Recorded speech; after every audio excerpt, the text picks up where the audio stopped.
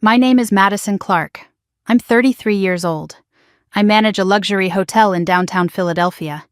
And 6 months ago, my older sister looked at my father in a hospital waiting room while I lay unconscious with tubes in my throat, and my heart barely holding together, and she said, "Let her die. We won't pay for the surgery.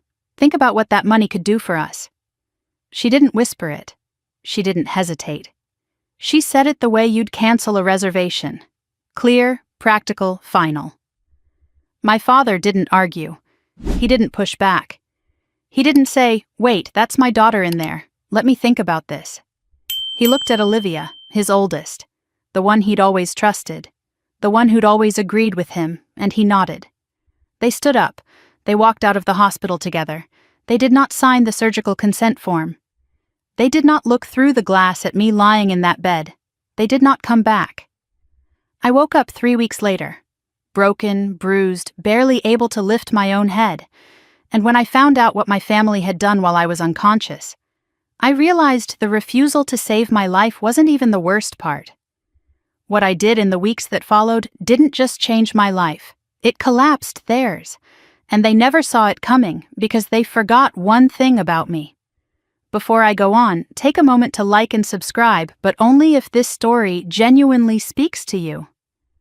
Now let me take you back to where it all started. I was born with a hole in my heart. Ventricular septal defect. That's what the cardiologist called it when my mother asked why her newborn daughter wasn't breathing right. I was 2 years old when they opened my chest. The surgery took 9 hours. The bill nearly destroyed my family. My mother, Karen, picked up double shifts at the school district office for years to pay it down. She never complained about it, at least not to me. My father, Robert Clark, handled it differently. He never forgot the number. And he never let me forget it either. I was 6 the first time he said it. I'd asked for a new pair of rain boots. Mine had a crack along the sole, and my socks got soaked through every time it rained. He was sitting at the kitchen table with a stack of medical bills spread in front of him like a losing hand of cards. He didn't look up. He just said it. "Do you know how much you cost this family, Madison?" I stood in the doorway holding my wet socks. I was 6 years old. I didn't know what to say. So I said nothing. I didn't get the boots. By the time I was 10, I'd stopped asking for anything. Not shoes, not school supplies, not field trip money. I figured out early that every request came with a cost that had nothing to do with price tags. It came with his eyes, the way they'd narrow just slightly, the way his jaw would set before he answered, like he was calculating not just the dollars but the years of resentment behind them. By 13, I was babysitting 3 houses on our block every weekend to pay for my own supplies. By 18, I signed my first student loan alone at a folding table in the guidance counselor's office. While 2 miles away, my older sister Olivia was packing for the state university our parents were funding in full. Nobody at that table told me this was unusual. Nobody at home told me it was unfair. And I didn't question it, because in the Clark household there was a system. And the system had been in place so long it felt like gravity. You don't question gravity, you just live under it. Olivia got a car the day she turned 18. I rode the bus until I could afford a used Civic with 140,000 miles on it. Olivia got her tuition paid in full, books included. I got a repayment plan and a credit score that followed me for a decade. Olivia got birthday dinners at nice restaurants, the kind with cloth napkins and candles on the table. I got a boxed cake and a card signed only by my mother. When Olivia turned 25, my father co-signed a business loan so she could open her own real estate brokerage. He took her to lunch that day. He told her he was proud. When I turned 25, I'd just been promoted to assistant manager at the hotel. I called my father to tell him. He listened for about 15 seconds, then said, "That's nice, Madison. I hope it pays enough to cover your loans." And here's the part that's hardest to explain. I wasn't angry. I genuinely believed I owed them. My father had said it so many times, in so many ways, over so many years, that the debt felt as real as the scar on my chest. "This family has sacrificed too much for you already." That was his favorite version. He said it the way someone quotes scripture, like it was an undeniable truth carved into the foundation of our house. I carried that debt the way I carried my hotel badge every morning, clipped to my jacket without thinking, so familiar I forgot it was there. But there was one person who never mentioned the debt. Not once. Not a single time in my entire life. My grandfather, Harold Bennett. Harold lived alone in a 2-story wooden house on the outskirts of Bryn Mawr, Pennsylvania. Pine floors that creaked in exactly the same spots they'd creaked for 38 years, a kitchen table stained with decades of coffee rings, a porch swing that groaned when the wind pushed it and groaned louder when someone sat in it. He'd lived in that house since before my mother was born, raised her there, buried my grandmother Margaret from there, kept the vegetable garden alive through every winter since, even when his knees got bad, even when his hands started shaking, even when the doctor told him to take it easy and Harold told the doctor to mind his own business. I started visiting him every Saturday when I was 24. Fresh out of hospitality school, drowning in student debt, working double shifts at the hotel and still barely covering rent.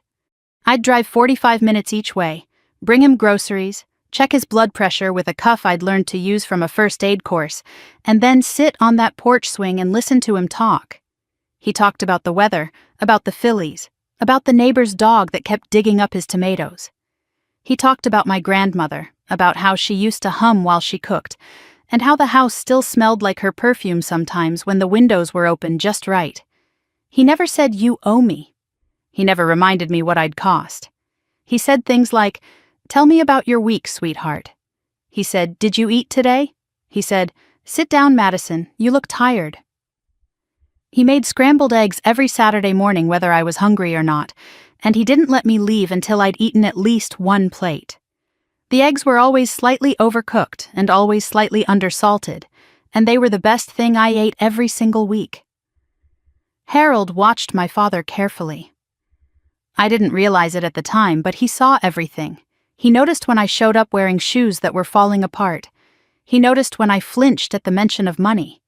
He noticed when Olivia got a new car and I didn't get a phone call on my birthday. He never confronted my father directly. That was his regret, the one thing he'd later apologize for in a letter I wouldn't read until I was lying in a hospital bed wondering how I'd survived. But he watched, and he planned. Near the end, his hands shaking, his voice barely above a whisper, he told me something I didn't understand. We were sitting on the porch. The sun was going down.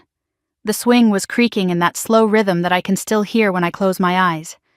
He turned to me and said, "I've made sure you'll be okay, Maddie. When the time comes, find a man named Whitfield. He has everything you need." I smiled. I squeezed his hand. I thought it was the medication talking. He was 81. He got confused sometimes, or so I believed. I told myself it was nothing. I was wrong about that. Harold Bennett was sharp until his last breath. He remembered everything, including things my father desperately wished he'd forget. The name Whitfield meant nothing to me that evening. It would mean everything within a matter of weeks. My father hated that I visited Harold. "You're wasting gas," he'd say. "He doesn't even know what day it is." That was a lie. Harold knew exactly what day it was. He knew exactly what my father had been doing for years. And he'd been quietly, carefully, without telling a single soul, preparing for the day I'd need to fight back. Harold died on a Wednesday in April. Quietly. In that wooden house. In his sleep. I got the call at 6 in the morning. I drove to Bryn Mawr in silence. No radio, no phone, nothing but the road and the sound of my own breathing. I parked in the gravel driveway and sat on the porch swing for an hour before anyone else arrived. The garden was just starting to come back from winter. His rosemary had survived again. It always survived. My father organized the funeral. Small, fast, efficient. He kept it to 45 minutes. He didn't let me speak. "Keep it short," he said at the door of the funeral home. "We're not making a production out of this." I stood in the back row and said goodbye in silence. I watched my father shake hands and accept condolences with the practiced ease of a man who'd been performing composure his entire life. I watched Olivia check her phone twice during the service. I watched the casket go into the ground, and I thought about the porch swing and the scrambled eggs and the way Harold always said my name like it was something worth saying. I didn't know what Harold had done for me. I didn't know about the will. I didn't know about the house or the trust fund or the letter he'd sealed in an envelope with just my name written across the front in his thin, steady handwriting. I didn't know that a man named Thomas Whitfield had been trying to reach me for months, and that my father had been blocking every attempt. I didn't know that in 4 weeks, my heart would betray me again, that I'd collapse in a conference room and wake up 3 weeks later in a hospital bed, alone. I didn't know that my father and my sister would stand in a hallway and agree, out loud, with a nurse standing 12 feet away, that my life was not worth the cost. I didn't know that while I lay unconscious, Robert Clark would forge my name, steal my grandfather's house, and mortgage it for $350,000 to cover debts he'd been hiding for years. All of that was coming. But first, Harold had to be buried, and my father had to find the envelope. The night of Harold's funeral, I couldn't sleep. I lay in bed in my apartment staring at the ceiling, listening to the building settle around me, thinking about the last Saturday I'd spent with him. He'd made eggs. He'd asked about my week. He'd said the thing about Whitfield, and I'd smiled and squeezed his hand like he was a sweet old man losing his grip on the present. I hated myself for that, for the smile, for the assumption, for every time I'd told myself he was confused when he was actually the sharpest person in the room. I replayed his words in the dark. "I've made sure you'll be okay, Maddie. When the time comes, find a man named Whitfield. He has everything you need." I didn't know who Whitfield was. I didn't know what Harold had arranged, but lying there in the dark, I felt something I couldn't name. Not grief, exactly. Grief, I understood. This was closer to the feeling you get when you realize someone left a door open for you and you walked right past it without looking. The funeral had been exactly what my father wanted. 45 minutes, no frills. A pastor who'd known Harold for 30 years was given 10 minutes to speak. My father shook hands at the door and accepted condolences with the steady, practiced expression of a man who understood that funerals were performances, and performances had run times. Olivia stood beside him in a black dress she'd bought specifically for the occasion, tags probably still in the pocket. She hugged people she hadn't spoken to in years. She said, "He's at peace now," 4 times. I counted. I wasn't allowed to give a eulogy. I'd written one. 3 pages, handwritten on a yellow legal pad, about the porch swing and the scrambled eggs and the way Harold would call me sweetheart, like the word was invented specifically for Saturday mornings. I'd folded the pages into my jacket pocket and carried them to the funeral home. My father stopped me at the door. "Keep it short. We're not making a production." He didn't look at the pages. He didn't ask what I'd written. He simply made the decision, the way he'd made every decision my entire life, and expected me to comply. I put the pages back in my pocket. I stood in the back row.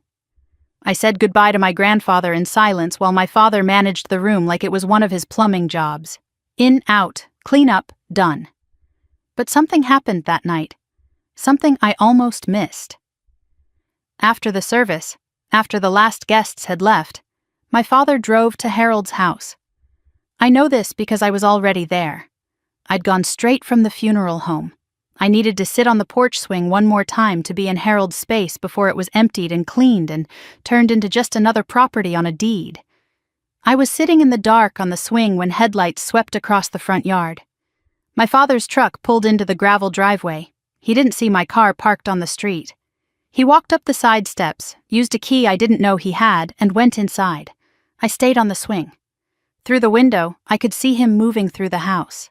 Not slowly, not the way you move through a dead man's home when you're grieving. He moved with purpose.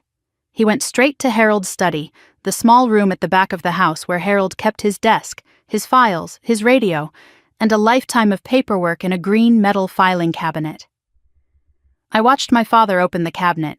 He rifled through folders. He pulled one out, then another. He held something up to the light, a thick envelope, cream-colored, the kind used for legal documents. He looked at it for a long moment.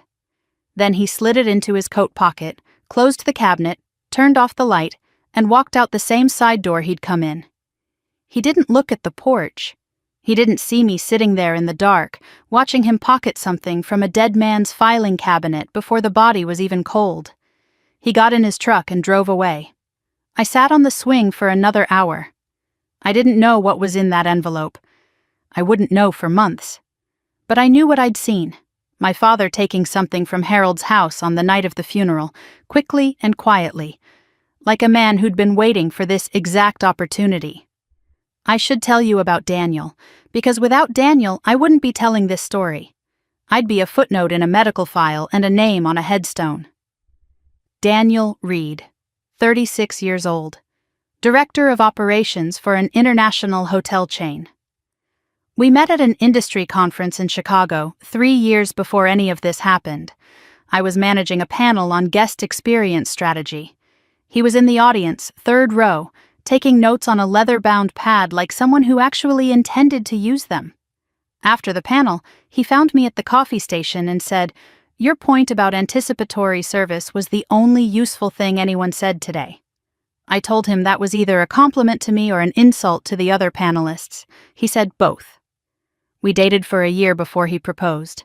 Simple, private, on the rooftop terrace of the hotel I managed, after hours, with the city lights doing most of the work. I said yes before he finished the sentence. Not because it was romantic, although it was, but because Daniel was the first person in my life besides Harold who made me feel like I wasn't a burden. He never calculated my cost. He never weighed my value against a spreadsheet. He just showed up consistently without conditions, and let me be the version of myself I'd never been allowed to be in my father's house. 3 years before my cardiac emergency, I signed a healthcare proxy designating Daniel as my legal medical decision-maker. I did it during our engagement at a lawyer's office on Broad Street, as part of a standard set of legal documents Daniel insisted we both complete. He was methodical about these things: insurance, wills, proxies, emergency contacts. He said it was just being responsible. I signed the papers and forgot about them. I never imagined they'd be the reason I survived. The week after Harold's funeral, Olivia called me. This wasn't unusual. Olivia called every few weeks, usually to tell me about a property she'd listed or a deal she'd closed or a client who'd tried to lowball her. She liked an audience for her victories. What was unusual was the question she asked. "Did Grandpa ever mention anything to you about the house? Any paperwork or legal stuff?" Her voice was casual. Too casual. The kind of casual that takes effort. I was driving home from work, stopped at a red light on Market Street. "What do you mean?" I asked. "I don't know," she said. "Dad's been going through Grandpa's things. He's trying to sort out the estate. He thinks there might be some documents that need handling." She paused. "I just wondered if Harold ever talked to you about it. You were there every Saturday." I thought about the porch swing, about Harold's whisper, about the name Whitfield, but something held me back. A feeling I couldn't quite name. "He never mentioned any paperwork to me," I said. "We mostly just talked about the garden and the fillies." Olivia exhaled. A relieved exhale, though I didn't recognize it as relief at the time. "Yeah, that sounds like Grandpa. Okay, no worries. Dad's got it handled." Then she said something that snagged in my memory like a thread catching on a nail. "Dad says the house should go back to the family. It shouldn't just go to one person, you know? That wouldn't be fair." She corrected herself immediately. "I mean, it's obviously a family decision. I'm sure Dad will figure out the right thing." But the first version was the real one. I'd worked in hospitality long enough to know that people tell you the truth in the sentence they try to take back. I didn't think much about it at the time. I was dealing with my own world. The hotel had just put me up for regional director, the biggest promotion of my career. 10 properties across the Northeast, a team of 200 people, a salary that would finally let me breathe without doing the math first. The interviews were scheduled for the following month. My general manager told me I was the frontrunner. For the first time in years, something in my life felt like it was moving forward instead of just holding steady. I told my father about the promotion during a Sunday phone call. He listened for 8 seconds. "Sounds like a lot of travel," he said. "Hope it's worth the stress." Then he changed the subject to a leak he'd fixed for a client. I held the phone away from my face and stared at it for a moment, the way you look at an object that keeps doing exactly what you expect and still somehow disappoints you. Then I put it back to my ear and said, "That's great, Dad." Because that's what I did. That's what I'd always done. Daniel took me to dinner that night to celebrate the nomination. A small Italian place in Rittenhouse Square, the kind with handwritten menus and a waiter who remembers your name. He raised his glass and said, "You earned this." 2 words. He said them like facts, not favors, like they were obvious. I almost cried at the table, and I didn't even fully understand why. I think it was because no one in my family had ever said those words to me without attaching a cost. The weeks after Harold's death moved quickly. I threw myself into work. I prepared for the regional director interviews. I visited Harold's house twice more on Saturdays, out of habit, sitting on the porch swing in the empty quiet, pulling weeds from the garden because it felt wrong to let them grow over what he'd built. Each time, I noticed things missing. A shelf that had been full was now half empty. A drawer in the study that used to stick was now slightly open, as if someone had been through it recently and hadn't pushed it all the way closed. The green filing cabinet in the back room was unlocked. Harold always kept it locked. I told myself it was my father handling the estate, sorting through paperwork, doing what families do when someone dies. I didn't question it. I'd spent my whole life not questioning Robert Clark's decisions, and the habit ran deeper than I wanted to admit. But something was happening beneath the surface of my family that I couldn't see. My father was carrying a secret that had been eating at him for 3 years, a financial disaster he'd hidden from everyone, a debt so large it had reshaped his entire life without anyone noticing. Olivia wasn't just asking me casual questions about Harold's paperwork, she was gathering intelligence, and the envelope my father had taken from Harold's study on the night of the funeral contained information that would set everything in motion: the will, the house, the name Thomas Whitfield, and the quiet, devastating proof that Harold had never trusted his son-in-law with anything that mattered. I didn't know any of this. Not yet. I was 33 years old, preparing for the biggest interview of my career, visiting a dead man's garden on Saturdays, and carrying a scar on my chest from a surgery that happened before I could remember. I thought the hardest part of my life was behind me. I thought the debt my father hung over my head was the worst thing he'd ever do. I was wrong about that. In 4 weeks, my heart would stop in the middle of a conference room, and the people who were supposed to save me would do the math instead. The morning it happened, I felt fine. That's what I keep coming back to. I felt completely, unremarkably fine. I woke up at 5:30, same as every day. Showered. Coffee. A banana on the way out the door because I didn't have time for anything else. I drove to the hotel in the half-dark of an early May morning, parked in my usual spot on the 3rd floor of the garage, and walked through the lobby checking the floor tiles, the flower arrangements, the temperature of the air, all the invisible things guests never notice unless they're wrong. That was my job, making sure nothing was wrong, making sure everything was exactly where it was supposed to be. By 9 a.m., I was in the executive conference room on the 12th floor, a meeting with the regional board about the director nomination. 4 people around a long table, laptop open, presentation loaded. I was walking them through the 3rd quarter performance metrics for our property when the room shifted. Not the people, the room itself. The edges of my vision went soft, like someone had smeared petroleum jelly on the corners of my glasses. The numbers on the screen blurred. I felt a pressure in my chest, not pain exactly, more like someone pressing a fist against my sternum from the inside, steady and firm and growing. I stopped talking. I remember one of the board members, a woman named Patricia, looking up from her notes with her pen frozen in midair. I remember wanting to say, "I'm fine," because that's what I always said, in every situation, to every person, my whole life. "I'm fine. I owe you nothing. I cost you nothing. I'm fine." I didn't say it. My knees buckled. The carpet came up to meet me. The last thing I saw before everything went dark was the ceiling of the conference room, the recessed lights, the small brown water stain in the corner that facilities had been meaning to fix for 2 months. Then nothing. They told me later that Patricia called 911 within 15 seconds, that the paramedics were in the building within 7 minutes, that my heart had gone into an arrhythmia caused by a complication from the original defect, the one they'd repaired when I was 2 years old. 31 years later, the fix had started to fail. The doctors at St. Elizabeth's, the hospital 3 blocks from my hotel, identified the problem within the hour. Emergency cardiac surgery, open chest, immediate. But someone had to authorize it. I had no husband, no children. My emergency contact at the hotel was listed as my father, Robert Clark, because he'd insisted on it when I first took the job and I'd never changed it. The hospital pulled my records, found his number, and called him at 8:47 p.m. He arrived at 9:15. The front desk logged it. What happened next I learned from a woman named Sandra Nguyen. Sandra was the charge nurse on the cardiac floor that night.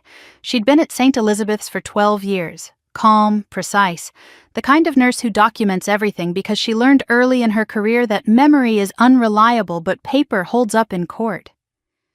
Sandra was at the nursing station, 15 feet from the financial counselor's window, when my father walked in.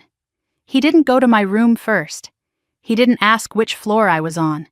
He didn't ask if I was conscious, if I was in pain, if I was afraid. He walked straight to the financial counselor's window and asked one question. How much is this going to cost? The counselor paged Dr. Marcus Webb, the cardiothoracic surgeon managing my case. Dr. Webb came down and explained the situation. Emergency surgery. The defect had caused a structural failure in the ventricular wall. Without intervention, I would die. The estimated cost, after insurance, was between $200,000 and $240,000, depending on complications and ICU recovery time. My father listened. He didn't sit down. He stood with his arms crossed and his weight shifted to one side, the posture of a man evaluating a contractor's estimate, not a surgeon's prognosis. He asked about payment plans. He asked about his financial liability as an emergency contact. He asked whether declining treatment would result in any charges to the family. Dr. Webb answered each question carefully. Sandra told me later that Webb's voice got quieter with each answer, the way a doctor's voice drops when he realizes he's not talking to a father anymore, but to an accountant. Then Olivia arrived. 9:45 p.m. She came through the main entrance in a gray coat, phone in hand, walking fast. She didn't stop at the information desk. She didn't ask for my room number. She found my father in the waiting area outside the surgical wing, sitting in a plastic chair with his coat still on. She sat down beside him.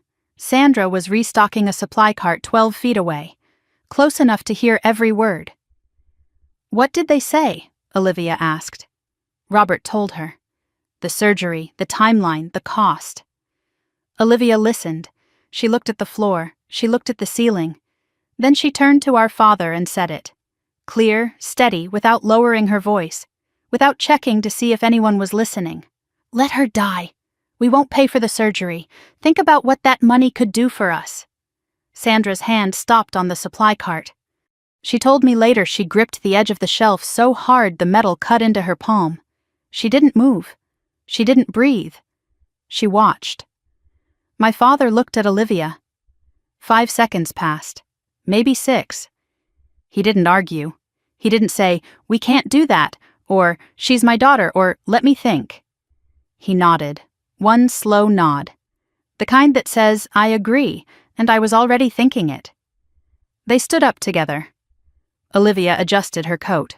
Robert picked up the folder the financial counselor had given him, the one with the treatment authorization form inside it, the form that only needed a signature to save my life.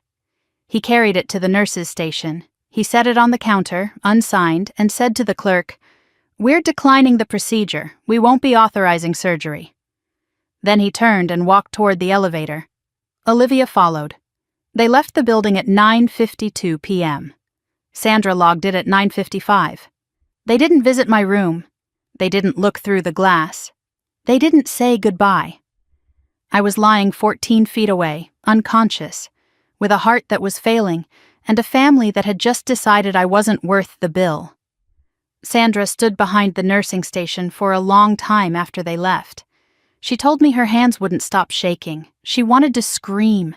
She wanted to chase them down the hallway. She didn't. She did something better.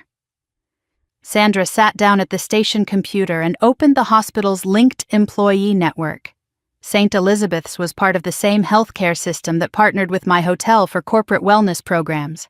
My employee records were accessible through the shared network, including my emergency medical documents.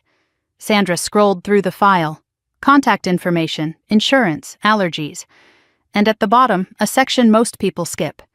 Healthcare proxy designation. The name on the form was Daniel Reed, fiancé. His phone number was listed, his address. The proxy authorization was clear, notarized, and legally binding. Sandra picked up the phone. It was 10:22 p.m. in Philadelphia, 4:22 a.m. in Paris, where Daniel was on the third day of a business trip negotiating a hotel acquisition. He answered on the second ring. Sandra told him everything. The cardiac emergency, the surgery, the family that had walked out, the unsigned consent form. Daniel didn't ask her to repeat anything. He didn't ask clarifying questions. He said, "I authorize the surgery. Do whatever needs to be done. I'm coming home." Sandra transferred him to Dr. Webb. Daniel gave verbal authorization over the phone, confirmed by his proxy documentation in the system. Webb accepted it. The surgical team began prepping. Daniel hung up, packed his suitcase, and was at Charles de Gaulle Airport within the hour. He boarded the first available flight. 14 hours later, he walked into St. Elizabeth's, unshaven, wrinkled, carrying a suitcase, and a look on his face that Sandra described as the quietest kind of fury she'd ever seen. He signed the consent form in person. He asked the hospital's legal team to create a formal record documenting the family's refusal to authorize treatment. Then he sat down in the vinyl chair beside my bed and didn't leave. My father was home by then, sleeping. He had no idea the surgery had been authorized. As far as he knew, the machines would stop, the hospital would call him in the morning, and the whole thing would be over. One less bill, one less burden, one less daughter who'd been costing him money since before she could walk. Sandra did one more thing before her shift ended. She opened an internal incident report, the kind filed when a staff member witnesses a protocol concern. She documented every word my father and sister had said. The timestamps, the names, Olivia's exact words, Robert's nod, the unsigned form, the departure time. She filed the report, locked her computer, and sat alone in the break room for 15 minutes. Robert Clark went home that night, believing his daughter would be dead by morning. He slept well, and when he woke up the next day, he didn't call the hospital. He didn't drive over to check. Instead, he pulled an envelope from his coat pocket, the one he'd taken from Harold's study, and started making plans for the house that now, as far as he was concerned, had no one left to claim it. He didn't know I was still alive. He didn't know that a nurse had found a document he'd never thought to look for, that a man had flown across an ocean to sign a piece of paper he'd never considered, and that in 3 weeks I would open my eyes and begin to dismantle everything he'd built. He had no idea. And that was his first mistake. Sandra Nguyen made the call at 10:22 p.m. Philadelphia time. It was 4:22 in the morning in Paris.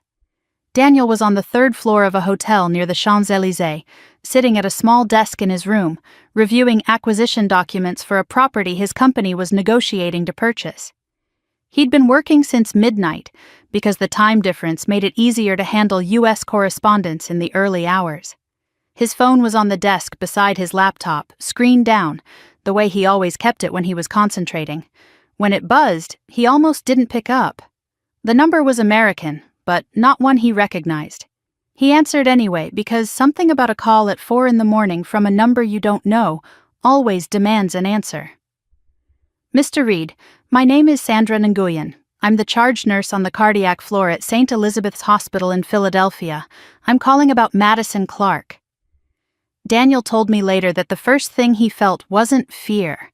It was a sudden, absolute stillness, like the air in the room had been replaced with something heavier.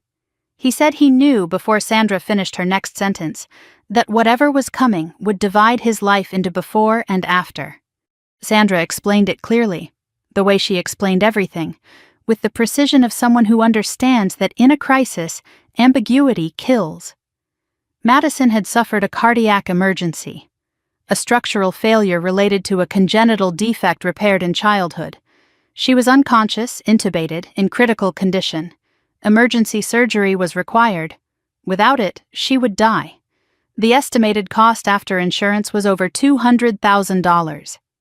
Then Sandra told him the rest. Madison's father, Robert Clark, had been contacted as the emergency contact on file.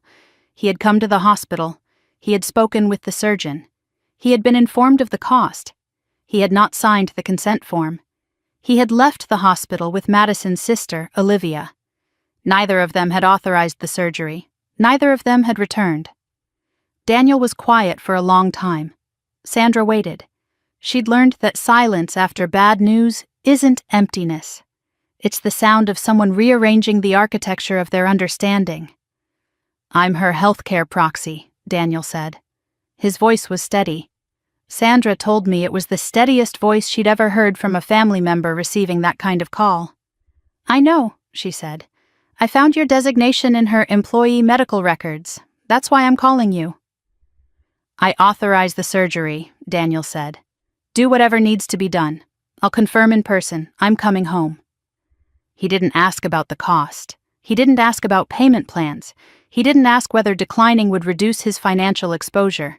He said, "Do whatever needs to be done, the way you say something that isn't a decision, because the answer was never in question." Sandra transferred him to Dr. Webb. Daniel confirmed his identity, his proxy authorization, and his consent for the emergency procedure. Webb's team began prepping the surgical suite. Daniel hung up, closed his laptop, and packed his suitcase. He told me he didn't rush.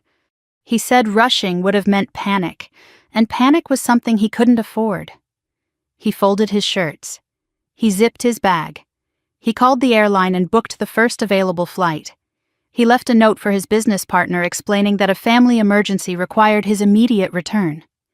He was at Charles de Gaulle Airport by 6 a.m. Paris time. The flight was 9 hours. Daniel sat in seat 14C coach because first class was full and he didn't care. He told me he spent the first 2 hours staring at the seat back in front of him, running the numbers. Not the money, the time. How long since Madison collapsed? How long since the surgery was authorized? How long the operation would take? How long until he could walk into that hospital and see her face? He spent the next 3 hours thinking about Robert, about a man who'd stood in a hospital corridor, heard that his daughter would die without surgery, and walked away. Daniel had met Robert exactly 4 times. Thanksgiving dinner the first year we were together. A brief, uncomfortable lunch when we announced our engagement, during which Robert spent most of the time talking about a plumbing contract and didn't congratulate us once. A phone call on my birthday that lasted 2 minutes, and a Christmas gathering where Robert shook Daniel's hand without making eye contact and spent the evening telling church friends about Olivia's real estate success. Daniel had never said anything negative about my father to me. That wasn't his way. But he told me later, on that plane somewhere over the Atlantic, he finally let himself think what he'd been holding back for 3 years. That Robert Clark wasn't just neglectful. He was dangerous. That the system I'd grown up in wasn't just unfair. It was designed to keep me small. And that the man who'd raised me had spent 33 years turning his youngest daughter into someone who believed she deserved nothing, so that when the moment came to let her die, it would feel like arithmetic instead of murder. Daniel landed at Philadelphia International at 2:15 p.m. Eastern Time, 14 hours after Sandra's call. He didn't go home, he didn't shower. He took a cab straight from the terminal to St. Elizabeth's. He walked through the front entrance carrying his suitcase, wearing the same clothes he'd put on in Paris, with stubble that had crossed the line into a short beard and eyes that were red-rimmed but absolutely focused. He went to the cardiac floor. Sandra met him at the nursing station. She told him the surgery had been completed 6 hours earlier. It had gone well. I was stable but still unconscious. and the doctors expected I would remain in a medically induced coma for an extended period while the swelling and trauma resolved. She walked him to my room. Daniel stood in the doorway for a moment. He looked at me, at the tubes, at the monitors, at the bruising along my arms where the IVs had been placed, at the bandage across my chest. Then he walked in, set his suitcase under the chair, sat down, and took my hand. He held it carefully, mindful of the IV line, the way you hold something that is broken and precious and yours. He didn't leave, not that day, not the next, not for 3 weeks. He slept in that vinyl chair every night. He ate from the hospital cafeteria. He answered work emails from his phone when he had to and ignored them when he didn't. His company's HR department sent a formal leave approval within 24 hours. His business partner in Paris handled the acquisition without him. The world kept turning, and Daniel sat in a chair beside my bed and waited for me to open my eyes. Sandra checked on him every shift. She brought him coffee. She updated him on my vitals. They developed the kind of bond that forms between people who are both waiting for the same person to wake up, the quiet solidarity of a shared vigil. During one of these conversations, late on a Tuesday night, Sandra mentioned something that made Daniel set down his coffee cup and stare at her. "Your fiancé's father called the hospital today," Sandra said. Daniel looked up. "He asked about Madison?" Sandra shook her head slowly. "He asked when he could pick up her personal belongings. The hospital is networked with her hotel's corporate wellness system. Her employee file is flagged here. He called the main line and asked about collecting her things from the staff records." Daniel was quiet for 10 seconds. Sandra watched his jaw tighten, then release, then tighten again. "He thinks she's dead," Daniel said. Sandra, "That's my assessment." Daniel, "And instead of calling to confirm, he's calling to collect her belongings." Sandra didn't answer. She didn't need to. Daniel reached into his wallet that night after Sandra left. He pulled out a business card, worn at the edges, slightly bent from being carried for 2 years. Harold Bennett had given it to him during one of my Saturday visits. Daniel had driven me to Bryn Mawr that day, and while I was inside making Harold's lunch, Harold had walked out to the porch where Daniel was sitting. Harold had pressed the card into his hand without a word, then looked him in the eye and said, "Keep this. You might need it someday. And when that day comes, let Maddie decide. It should be her choice." The card read, "Thomas Whitfield, attorney at law." Daniel looked at it for a long time that night. Then he put it back in his wallet and said nothing, because I hadn't asked yet, and Harold had told him to let me decide. So he waited, the way he waited for everything, patiently, steadily, without condition, the way he'd waited in that chair for 3 weeks, the way he'd wait for as long as it took. I didn't learn any of this until weeks later. What I'm about to tell you happened while I was unconscious, while the machines breathed for me and the monitors tracked my heartbeat, and Daniel held my hand through the long, silent hours. I pieced it together from documents, from court records, from things Whitfield told me and Sandra confirmed, and bank statements proved. But this is what happened. This is what my father did while I was lying in that bed. Robert Clark woke up the morning after leaving the hospital expecting a phone call. He'd rehearsed for it. I know this because it's exactly the kind of thing Robert does. He prepares his performance before the curtain goes up. He'd already composed the version he'd tell people, the catch in his voice, the slow exhale. We lost her. Her heart just wasn't strong enough. The doctors did everything they could. He'd deliver it at church. He'd deliver it to neighbors. He'd accept the casseroles and the sympathy cards and the firm handshakes from men who'd tell him they were sorry for his loss, and he'd nod with the weary dignity of a father who'd been through the unimaginable. But the call didn't come. Not at 7, not at 8, not at 9, not at 10. The hospital didn't call because I wasn't dead. The surgery had been completed. My vitals were stable. There was no death to report. But Robert didn't know that. He didn't call the hospital to ask. He didn't drive over to check. He interpreted the silence as bureaucratic delay, paperwork, processing. He assumed the notification would come eventually, and in the meantime, he had things to do. He sat at his kitchen table that Thursday morning with the envelope he'd taken from Harold's study. He'd opened it fully now, spread the contents across the table like a man reading a map. Inside was a copy of Harold's deed to the Bryn Mawr property, notes about a trust account, and a letter addressed to Thomas Whitfield, attorney at law, referencing a last will and testament filed on behalf of Harold James Bennett. Robert read the letter twice. His jaw tightened. Harold had left the house to Madison, not to the family, not to Karen, not split between the grandchildren, solely to Madison Marie Clark. The house, the land, and a trust account containing $120,000. All of it. To the daughter Robert had spent 33 years calling a financial burden.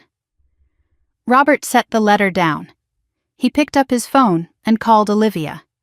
She answered on the first ring, the way she always did when Robert called, because in the Clark family, when the patriarch summoned, you responded. "We have a problem," Robert said, "but it's a problem I can fix if she's not alive to claim it." Olivia didn't ask what he meant. She didn't need to. She'd been standing in the hospital waiting room 12 hours earlier and said, "Let her die," without flinching. She understood the arithmetic. She always had. Here is what Robert Clark did over the next 7 days. I'm going to lay it out step by step, the way Whitfield laid it out for me in my hospital room, the way it was later presented to the county court and the police and the fraud department at the bank. I'm going to tell you exactly how my father stole my grandfather's house while I was in a coma, because the precision of it matters. The planning matters. This wasn't a desperate act. This was methodical. Robert had kept copies of my medical consent forms from when I was 18. He'd insisted I sign a stack of documents that year: insurance authorizations, hospital pre-approvals, emergency contact designations. He told me it was standard. It was a lot of paperwork for an 18-year-old who didn't know better and trusted her father because she didn't yet understand that trust could be a tool for someone else's benefit. Those signatures, my signatures, had been in his filing cabinet for 15 years. Now he used them as templates. He sat at his desk on Thursday evening and practiced my handwriting. I don't know how long it took. I don't know if his hand shook. What I know is that by Friday morning, he had produced a power of attorney document with my signature on it, a signature I never wrote, authorizing Robert J. Clark to act on behalf of Madison Marie Clark in all matters related to property, finance, and estate management. He drove to a small office park off Route 30 in Malvern, a place called Valley Document Services. The man who ran it was named Victor Hale. Victor operated a notary and document preparation business from a ground-floor suite with blinds that were always half closed and a parking lot that was always half empty. Victor was not just a notary. He was Robert's former business partner. 3 years earlier, they'd been involved in a commercial real estate investment together, a deal that went bad in ways I'll explain shortly. Victor owed Robert money. More importantly, Robert knew things about Victor's tax filings, things involving unreported income and creative deductions, things that Victor very much did not want examined by anyone with a badge or a subpoena. Robert walked into Victor's office with the forged power of attorney. Victor looked at it. He didn't ask where Madison was. He didn't ask why she hadn't come in person. He didn't verify the signature against any known sample. He didn't call the number on the form to confirm identity. He stamped it. He signed it. He affixed his notary seal. He filed the copy and handed the original back to Robert. The entire visit took 11 minutes. I know this because Victor's office had a sign-in log that was later subpoenaed, and Victor, when he eventually cooperated with investigators, remembered the visit in detail. He said Robert was calm, businesslike. He said Robert thanked him and shook his hand on the way out, like closing a deal. Robert drove from Victor's office to the county recorder's office that same afternoon. He filed the deed transfer from Madison Marie Clark to Robert J. Clark, supported by the notarized power of attorney. The clerk processed it without question. The paperwork was in order. The notary seal was legitimate. The signature was not, but nobody checks a signature at the counter when the seal looks right, and the man filing it wears a clean shirt, and speaks with confidence. By Friday evening, Harold's house was in Robert's name. By Monday, Robert walked into a regional bank with the new deed and applied for a home equity loan. $350,000. The loan officer ran the title search. Clean. No liens, no disputes, no flags. Robert signed the loan documents. The bank approved the application. Within 6 business days, $350,000 was deposited into Robert J. Clark's personal checking account. The money did not go toward my medical bills. The money did not go into a savings account. The money did not go toward Harold's funeral costs or estate taxes, or anything remotely connected to the family Robert claimed to have sacrificed so much for. The money went to pay off debts that nobody in our family, our church, or our neighborhood knew existed. 3 years before any of this happened, Robert had invested nearly everything he had into a commercial plaza development in Chester County. The project was run by a developer named Glenn Archer. Polished presentations, projected returns of 20%, a timeline that promised completion in 18 months. Robert attended 2 meetings, read the prospectus, and wrote a check for everything in his retirement account. Then he borrowed more. Then he borrowed against his own house. Then he convinced Victor Hale to invest alongside him, which is how Victor ended up owing Robert favors he could never repay with cash. The project collapsed. Glenn Archer disappeared. The site sat half-built behind chain-link fencing and orange construction tape on a county road that nobody drove down unless they were lost. Robert lost over $400,000. He told no one, not my mother, not Olivia, not the men at church he ate breakfast with every Saturday, not Pastor Michael, who called Robert a man of integrity in sermons. He carried the loss silently, the way he carried everything, behind a mask of competence and control that he never let crack in public. To cover the loss and keep up the payments on his own mortgage, Robert had started draining Harold's accounts years before Harold died.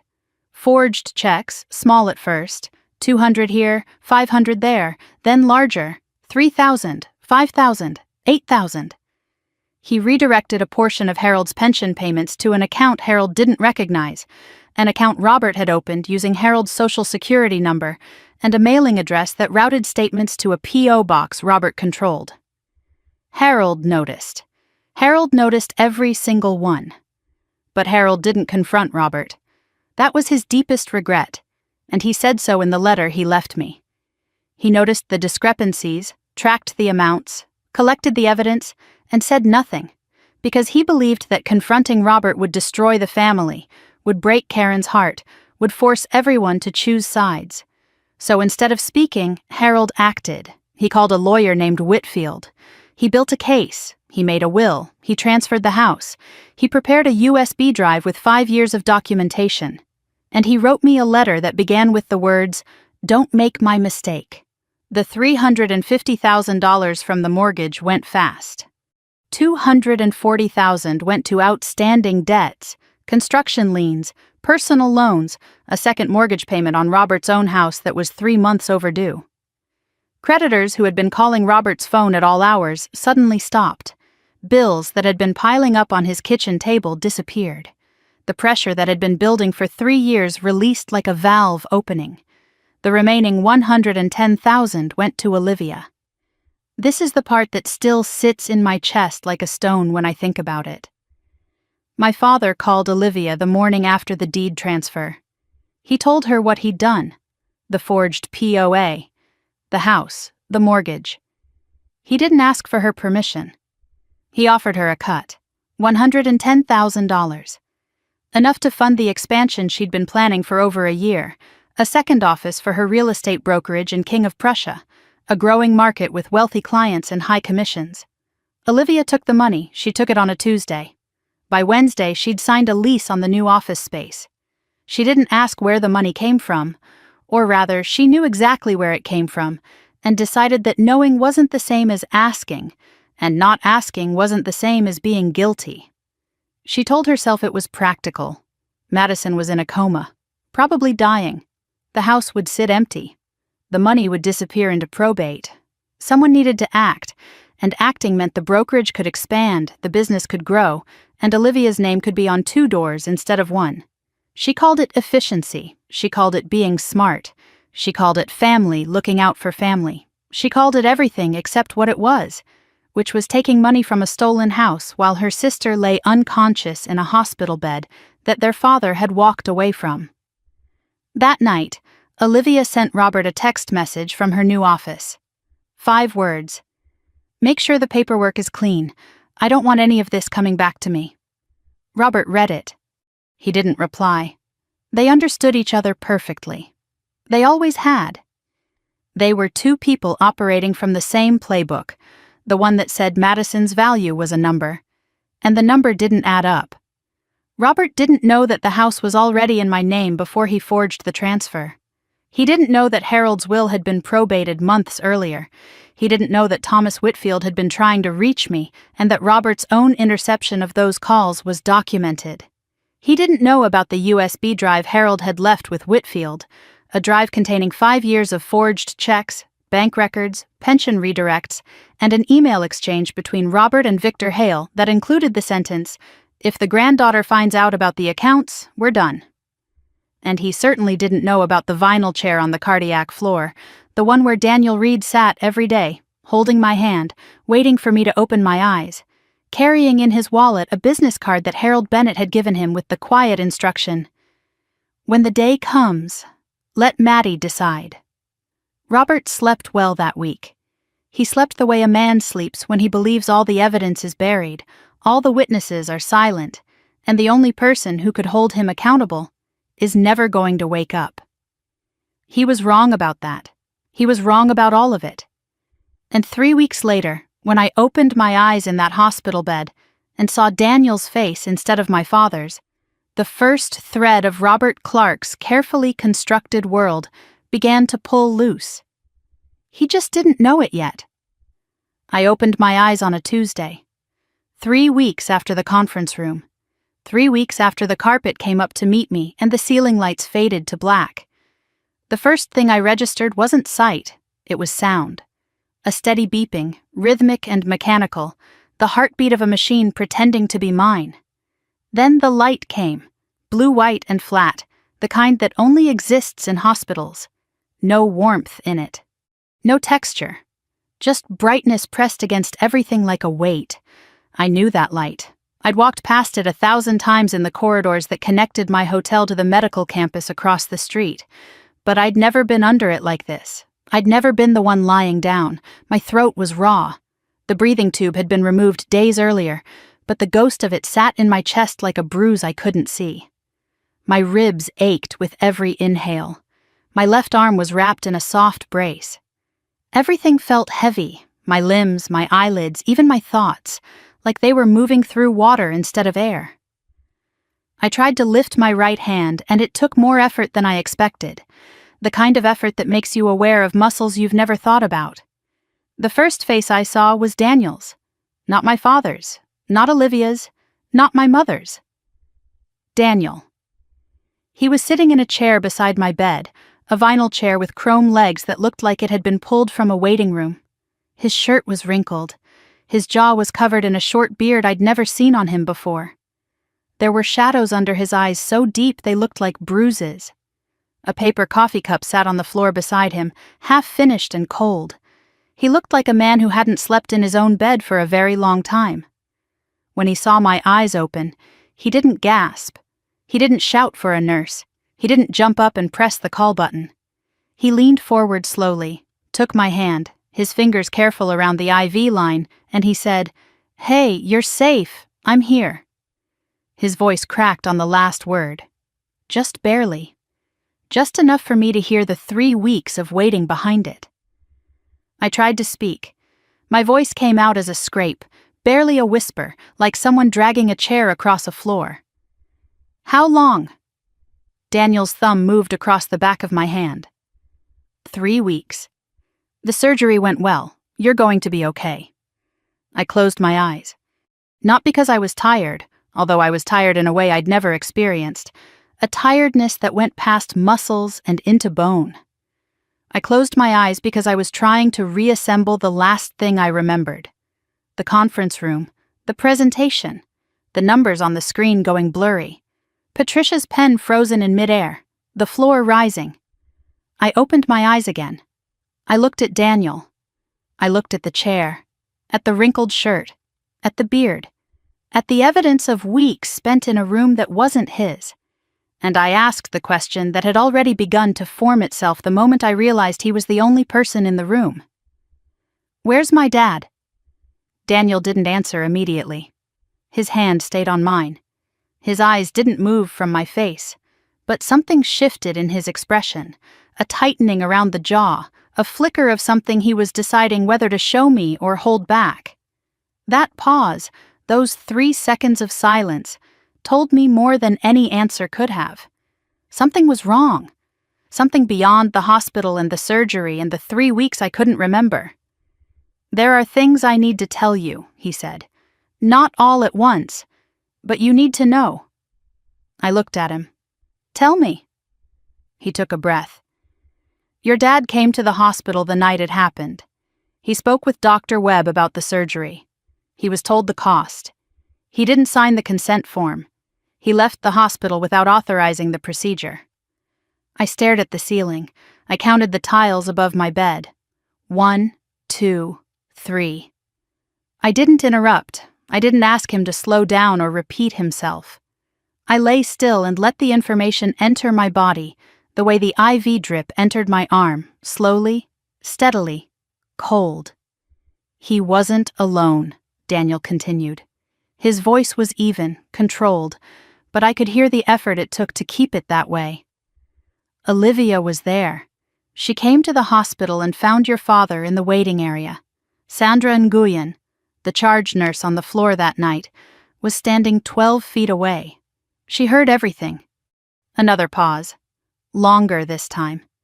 Daniel was looking at our hands, at his fingers laced through mine. "What did Olivia say?" I asked. "She said, 'Let her die. We won't pay for the surgery. Think about what that money could do for us.'" The monitor beeped, once, twice, 3 times. I lay perfectly still. Not because I was shocked, because I was experiencing something I'd never felt before and didn't have a word for. It was the sensation of hearing, spoken aloud, in clear language. The thing you've always known but never had the courage or the cruelty to articulate. My sister had said out loud what my father had been saying with his silence, his calculations, his resentment. For 33 years. I was a cost. I had always been a cost. And when the final invoice arrived, they decided I wasn't worth paying. "Your father nodded," Daniel said. "They stood up. They walked out together. Neither of them signed. Neither of them came back." He waited. He gave me space to react, to cry, to scream, to do whatever I needed to do. I didn't do any of those things. I lay there and breathed and counted the beeps, and let the truth settle into the place where it belonged, alongside the scar on my chest and the debt I'd been carrying since I was 6 years old. "How am I alive?" I asked. "Sandra found your healthcare proxy in the hospital system. She called me in Paris. I authorized the surgery by phone and flew back to sign in person. I asked the hospital legal team to document the family's refusal to authorize treatment." "He didn't come back at all?" "Not once. No phone call, no visit, nothing." Daniel paused again. "Until 4 days ago." I turned my head on the pillow and looked at him. "What happened 4 days ago?" "He called the hospital, but not to ask about you. He called to ask when he could collect your personal belongings from the staff record system." The room was quiet. The beeping continued. I understood what that meant. My father had called to collect a dead woman's things. He thought I was gone. He wasn't grieving, he was cleaning up. "I need to see Sandra," I said. Daniel nodded. He stepped out. 20 minutes later, Sandra Nguyen walked into my room. She was exactly as I'd imagined from Daniel's descriptions. Mid-40s, hair pulled back tight, scrubs that had seen a full shift, a face that carried the particular calm of someone who has delivered every kind of news a hospital can produce, and has learned that composure isn't coldness, but a form of care. She pulled a chair to my bedside and sat down. She didn't ask how I was feeling. She knew how I was feeling. She'd been watching my vitals for 3 weeks. "I want to hear it from you," I said. "Everything," Sandra told me. She laid it out the way she'd written it in her report, the way she'd type it into the incident log, with timestamps and precision and no editorializing. Robert arrived at 9:15 p.m., went directly to the financial counselor's window, did not ask about my condition, did not ask which room I was in. Dr. Webb came to discuss the case. Robert asked about the cost. Robert asked about his liability. Robert asked about what would happen financially if he declined treatment for his daughter. Olivia arrived at 9:45. She found Robert in the waiting area. Sandra was restocking a supply cart 12 feet away. Olivia asked what the doctors said. Robert told her. Olivia processed the information for approximately 10 seconds. Then she delivered her verdict. "Let her die. We won't pay for the surgery. Think about what that money could do for us." Robert looked at Olivia for 5 seconds. He nodded. They stood up. They left the building at 9:52. Sandra logged it at 9:55. Sandra paused. Then she added something Daniel hadn't told me. "4 days ago, your father called the hospital's main line. He asked about collecting your personal belongings from the employee network. He spoke as if you were already gone. He used past tense. He said, 'My daughter's things,' the way someone says, 'the previous tenant's mail.'" I took the call. I recognized his voice from that night. I looked at her. "Is the incident report on file?" "Filed, time-stamped, and locked in the system. Every word, both names, exact times." "Thank you, Sandra." She didn't say, "You're welcome." She looked at me steadily and said, "I would have called Daniel even if I hadn't found the proxy. I want you to know that." She stood up. She straightened her scrubs. She walked to the door. Then she stopped and turned back. "Your grandfather came to this hospital once, about a year before he died." I stared at her. "He asked to speak with the charge nurse on the cardiac floor. He sat in that chair," she pointed to the visitor's chair by the window, "and he asked me to keep an eye on you. He said, if anything ever happens to Maddie, her family won't help. But someone here will." She held my gaze for a moment. He was right. Then she left. I lay in the bed staring at the chair she'd pointed to. Harold. Even here, even in this. A year before he died, he'd walked into this hospital and planted a seed. He'd asked a stranger to watch over me because he knew, with the certainty of a man who'd been watching for decades, that when the worst came, his own family would fail me. He didn't trust them. He trusted a nurse he'd never met, a lawyer I'd never heard of, and a system he'd built piece by piece, quietly, invisibly, while I sat on his porch swing every Saturday thinking he was just a sweet old man who liked scrambled eggs. My father showed up at 2:17 that afternoon. The nurses logged it. He walked in carrying yellow tulips and a small Tupperware container of lemon bars that Olivia had apparently baked. He set them on the bedside table, leaned down, kissed my forehead, and sat in the chair with the heavy sigh of a man carrying an enormous burden. He was good at this. The performance. I'd watched it my entire life, at parent-teacher nights, at church fundraisers, at holiday dinners, the weary father, the quiet provider, the man who gave everything and never asked for thanks. "The doctors say you'll be out in a week or two," he said, squeezing my hand. "We were so worried, sweetheart. I've barely slept." I looked at his eyes.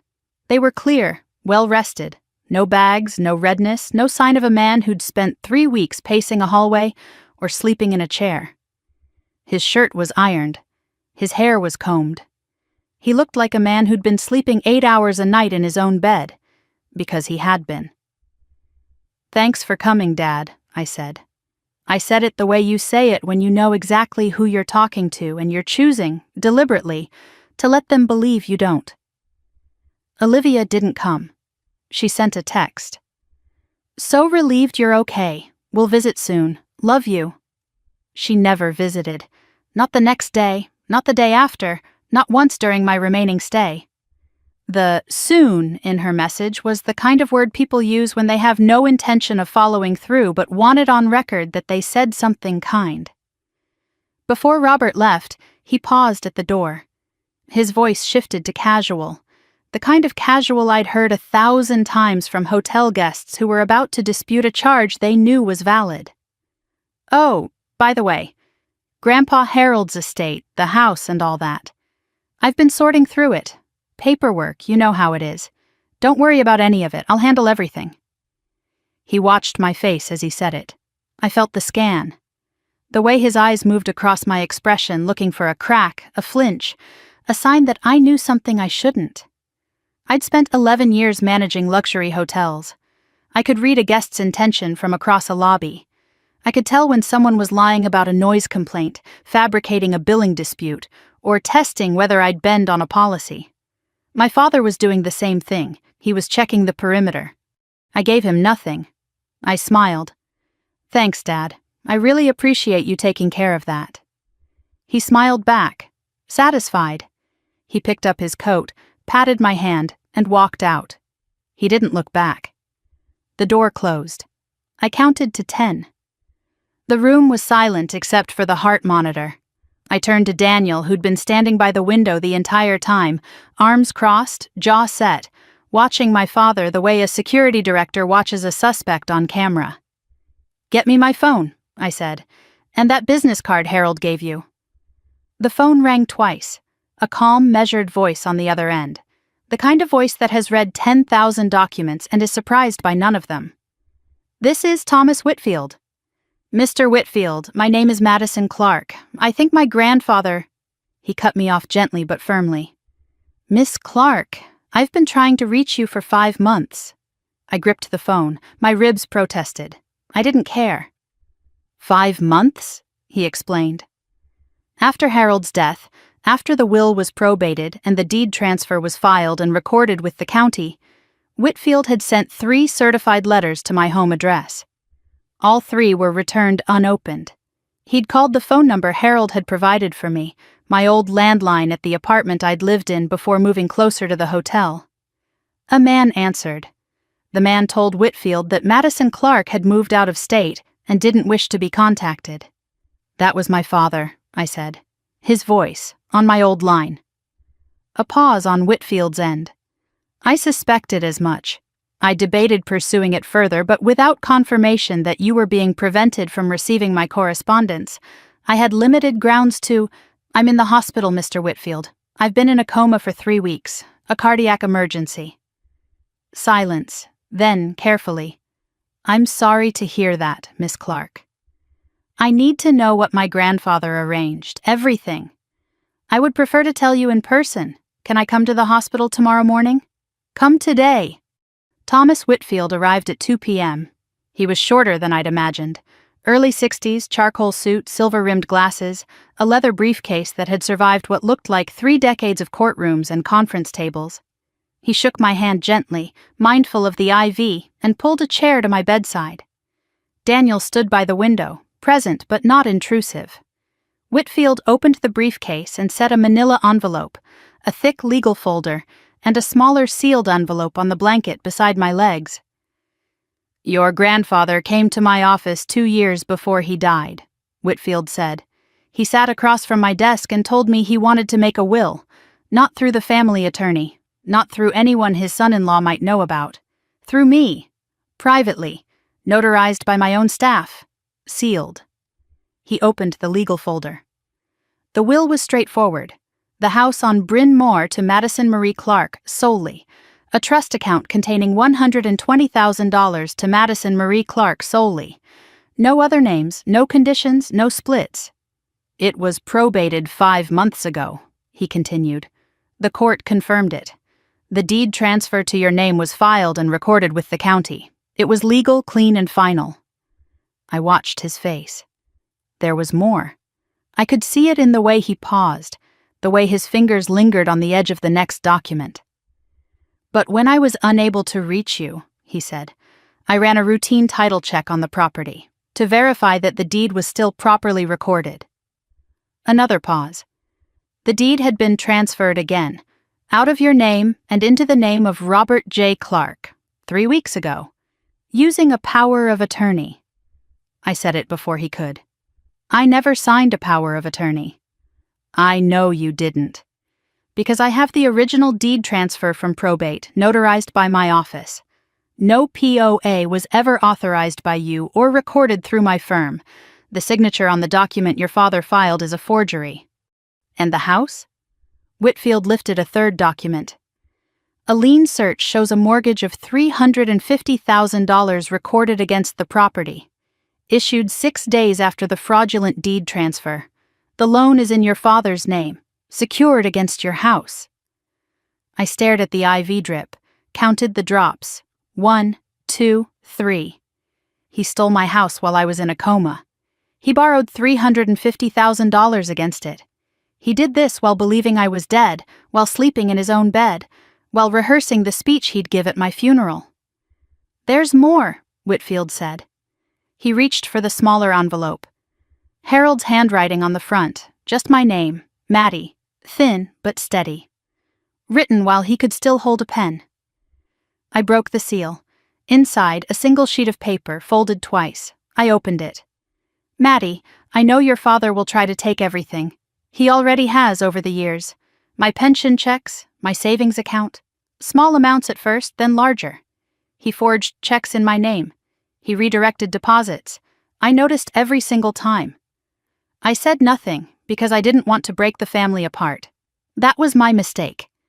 Don't make it yours. The house is yours. The money is yours. Mr. Whitfield has all the paperwork. Don't let anyone take what belongs to you. Not your sister, not your mother's silence, and especially not your father.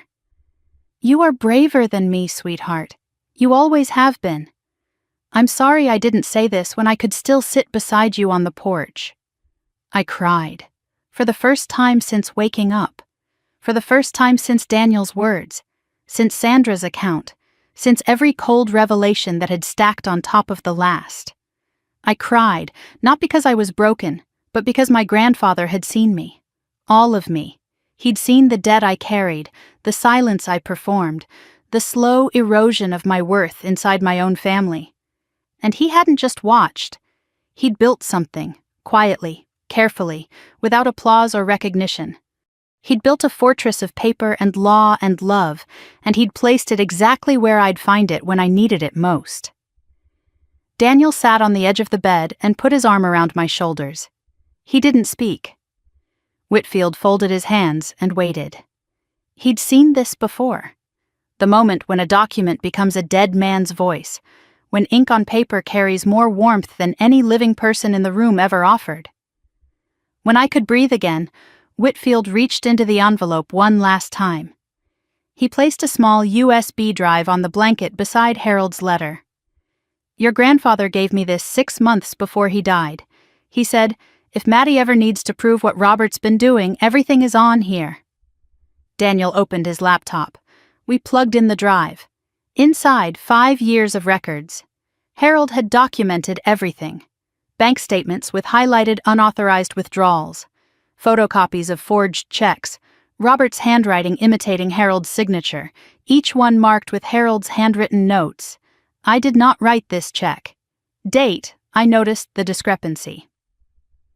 Screenshots of pension redirect forms, showing a portion of Harold's payments routed to an account Harold had never opened. And at the bottom of the file directory, a folder labeled Victor. Inside, printed email exchanges between Robert Clark and Victor Hale. The emails discussed the old man's accounts. They referenced an exit strategy if he passes. One email, sent by Robert 11 months before Harold died, read, "She visits him every Saturday. If she finds out about the accounts, we're done. We need to move the pension redirect before tax season." I read every document, every forged check, every redirected payment, every email that treated my grandfather like a bank account and me like a threat. 5 years. My father had been stealing from Harold for 5 years, and Harold had known the entire time. He'd tracked it, documented it, organized it into folders, and handed it to a lawyer with the instruction, "Give this to Maddie when she needs it." "How long have you known about this?" I asked Whitfield. "Harold showed me the evidence 18 months ago. He wanted to file charges immediately.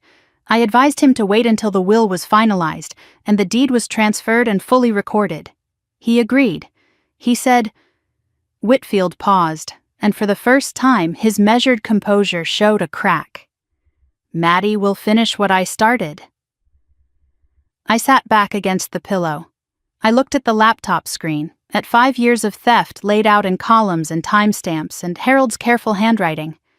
I looked at the letter beside me on the blanket. I looked at Daniel, who was reading the emails with an expression I'd never seen on his face.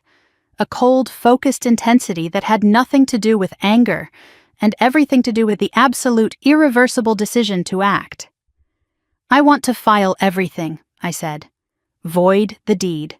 Report the forgery, notify the bank, and I want the police to see the USB drive.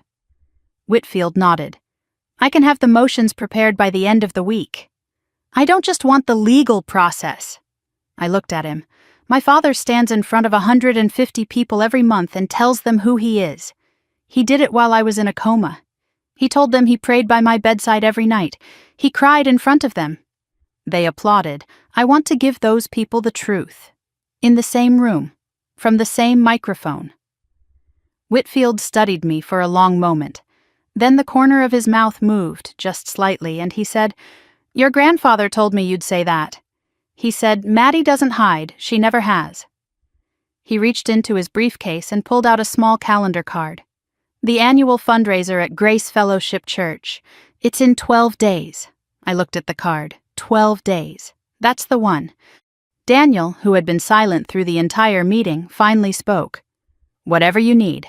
I'm there. I reached for his hand. I didn't say thank you.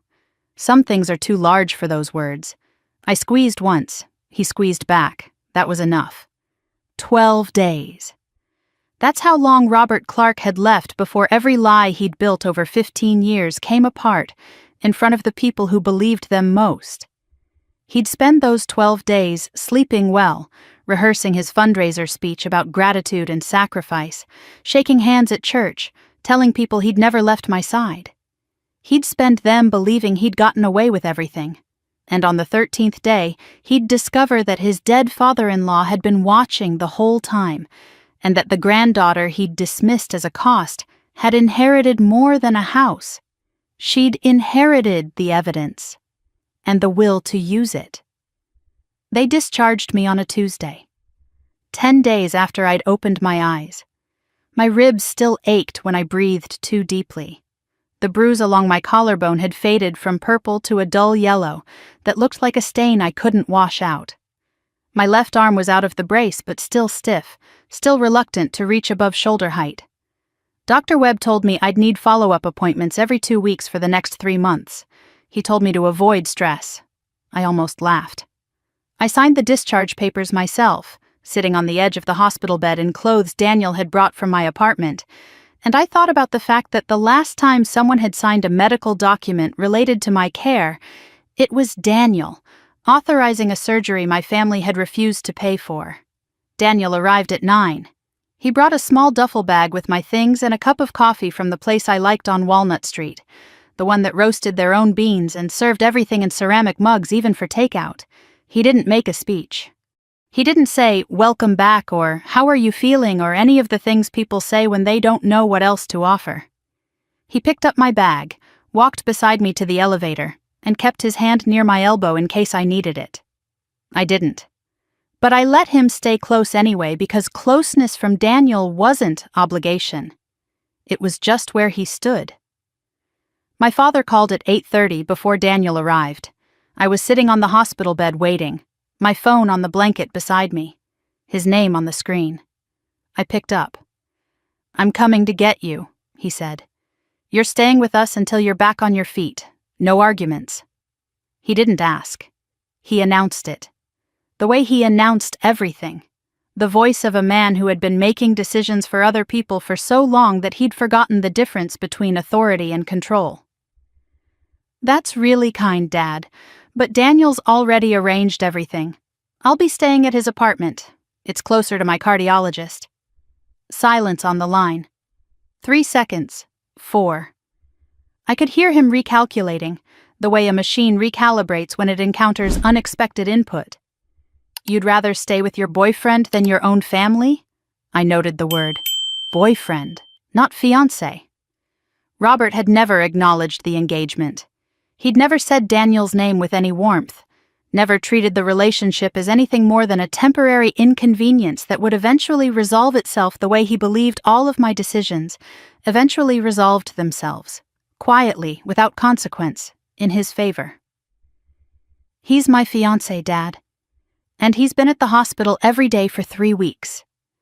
Something shifted in his breathing, a tightness, a pause that lasted half a second too long. But the connection didn't land.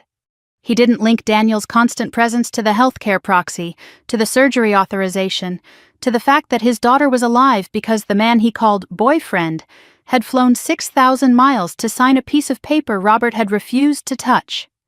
"Fine," he said. He hung up without saying goodbye. 30 minutes later, Olivia texted, "Dad's really hurt. You're being ungrateful after everything he's been through." I read it. I set my phone face down on the hospital bed. I didn't respond. I was done performing gratitude for people who had decided my life wasn't worth $200,000. Sandra Nguyen caught me at the hospital exit. I was walking through the lobby, Daniel beside me, the automatic doors 10 feet away. Sandra stepped out from behind the information desk in her scrubs, her shift clearly not over, and pressed a folded piece of paper into my hand. "My personal number," she said. "If you ever need me to testify, I will." I looked at her.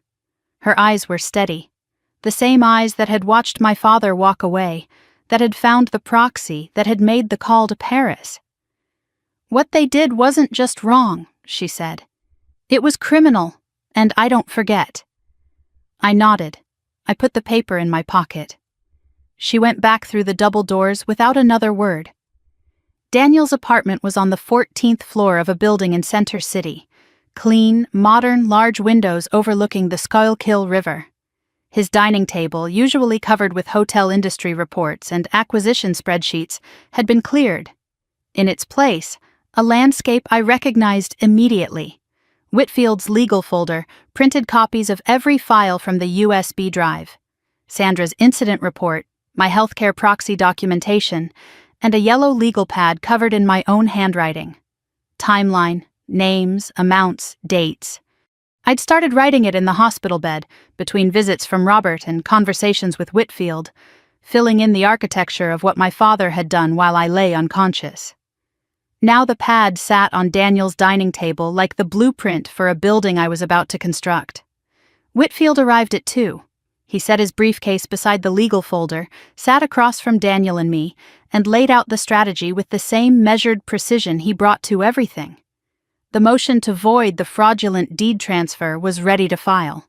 The forged POA had no corresponding record in any legitimate database, except Victor Hale's stamp. The original deed from probate, notarized by Whitfield's office, superseded everything Robert had filed. The police report was drafted. Forgery, fraud, mortgage fraud. The USB drive contents constituted evidence of a criminal pattern spanning 5 years. The bank notification was prepared.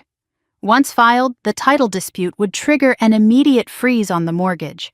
Robert would lose access to any remaining funds. I listened. I asked questions about timelines, about sequence, about which filings would trigger which responses, and in what order. Whitfield answered each one. He was thorough, he was patient.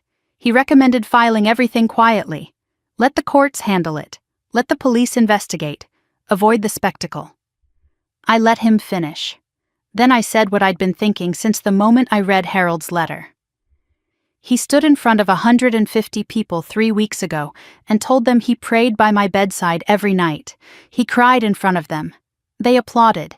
He lied to every person in that room, people who trust him, people who gave him their money to manage, in the same building where my grandfather sat every Sunday for 27 years.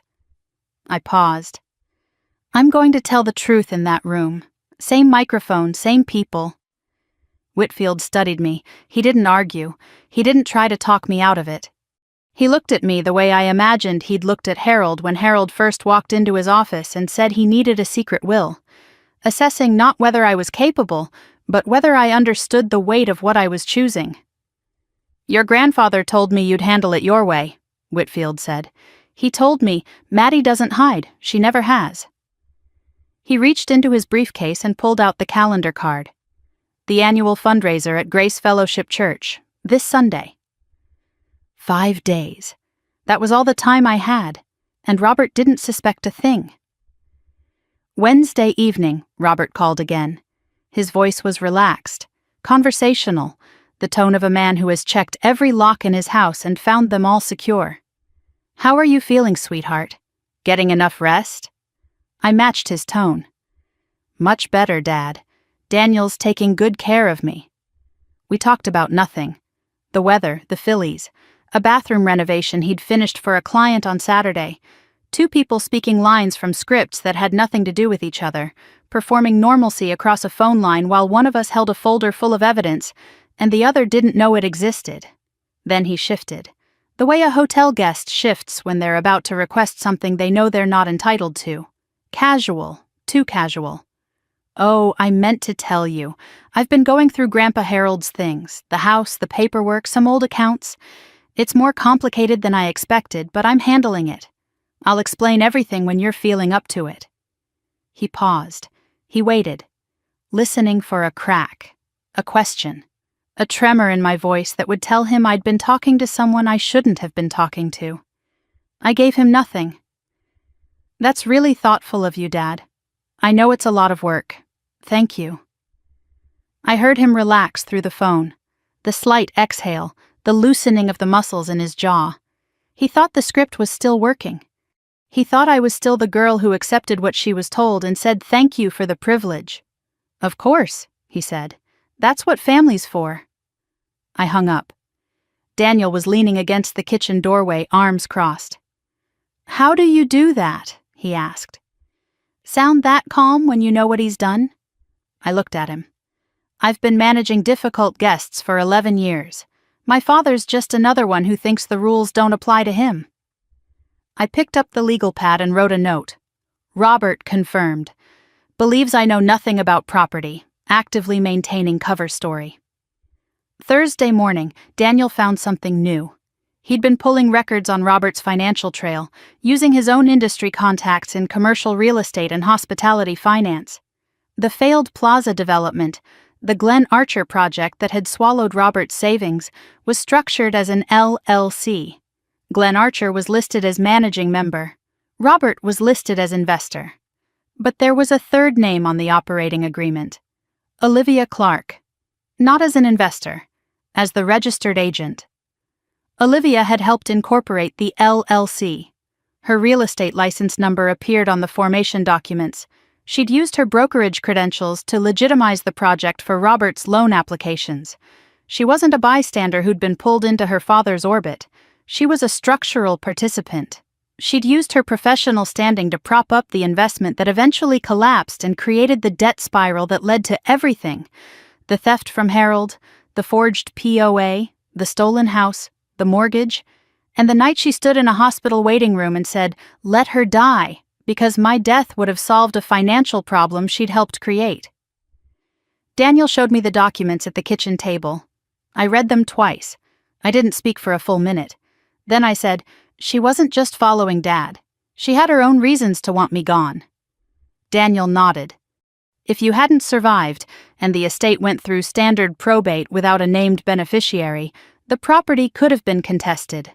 With Olivia's real estate license, she could have managed the sale, taken a commission, and pocketed her share on top of the cut from Robert.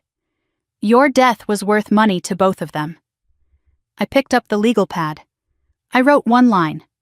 Olivia, not a bystander. A partner. Then I turned the page and started planning Sunday. Let me tell you about my father's church, because you need to understand what he was about to lose. Grace Fellowship Church sits on a tree-lined road in a suburb west of Philadelphia. White steeple, red brick. A parking lot that fills up by 9:45 every Sunday. About 150 people attend weekly. Families, retirees, small business owners, teachers, the kind of congregation where everyone knows your name, your children's names, and what you brought to the last potluck. Robert Clark had been the head of the church's finance committee for 12 years. He managed the community outreach fund. He organized the annual fundraiser. He balanced the books every quarter and presented the reports at board meetings with the confidence of a man who believed his own competence was indistinguishable from his character. Pastor Michael mentioned him in sermons. A man of integrity and generosity. Those were the words. I'd heard them so many times they'd lost their meaning. The way a word repeated over and over becomes just a sound. Robert shook every hand after the service. He asked about people's children by name. He remembered birthdays, anniversaries, surgeries. When someone's furnace broke in January, Robert fixed it for free and wouldn't take $1. When the church needed a new roof, Robert led the fundraising campaign and wrote the first check. 150 people believed in this man. People. They believed in him the way you believe in a foundation, without thinking about it, without questioning whether it's solid, because it's always been there and it's never cracked. Every year, the first Sunday in October, Grace Fellowship held its biggest event, the annual fundraiser for the community outreach program. Potluck lunch, silent auction, a speaking program where church leaders shared testimonies and blessings. Robert always spoke. He always talked about family, about sacrifice, about what it meant to give without expecting anything in return. 150 people would be in that fellowship hall. Folding tables, paper plates, a standing microphone near the front plugged into a small speaker that hummed with the quiet patience of a stage waiting for its actor. Sunday was 4 days away. Whitfield had the filings ready. Daniel had the evidence backed up to 2 separate cloud accounts. Sandra had offered to testify. The folder on the dining table was 3 inches thick. I added the LLC documents to it Thursday evening, slid them behind the emails from the USB drive, and closed the folder.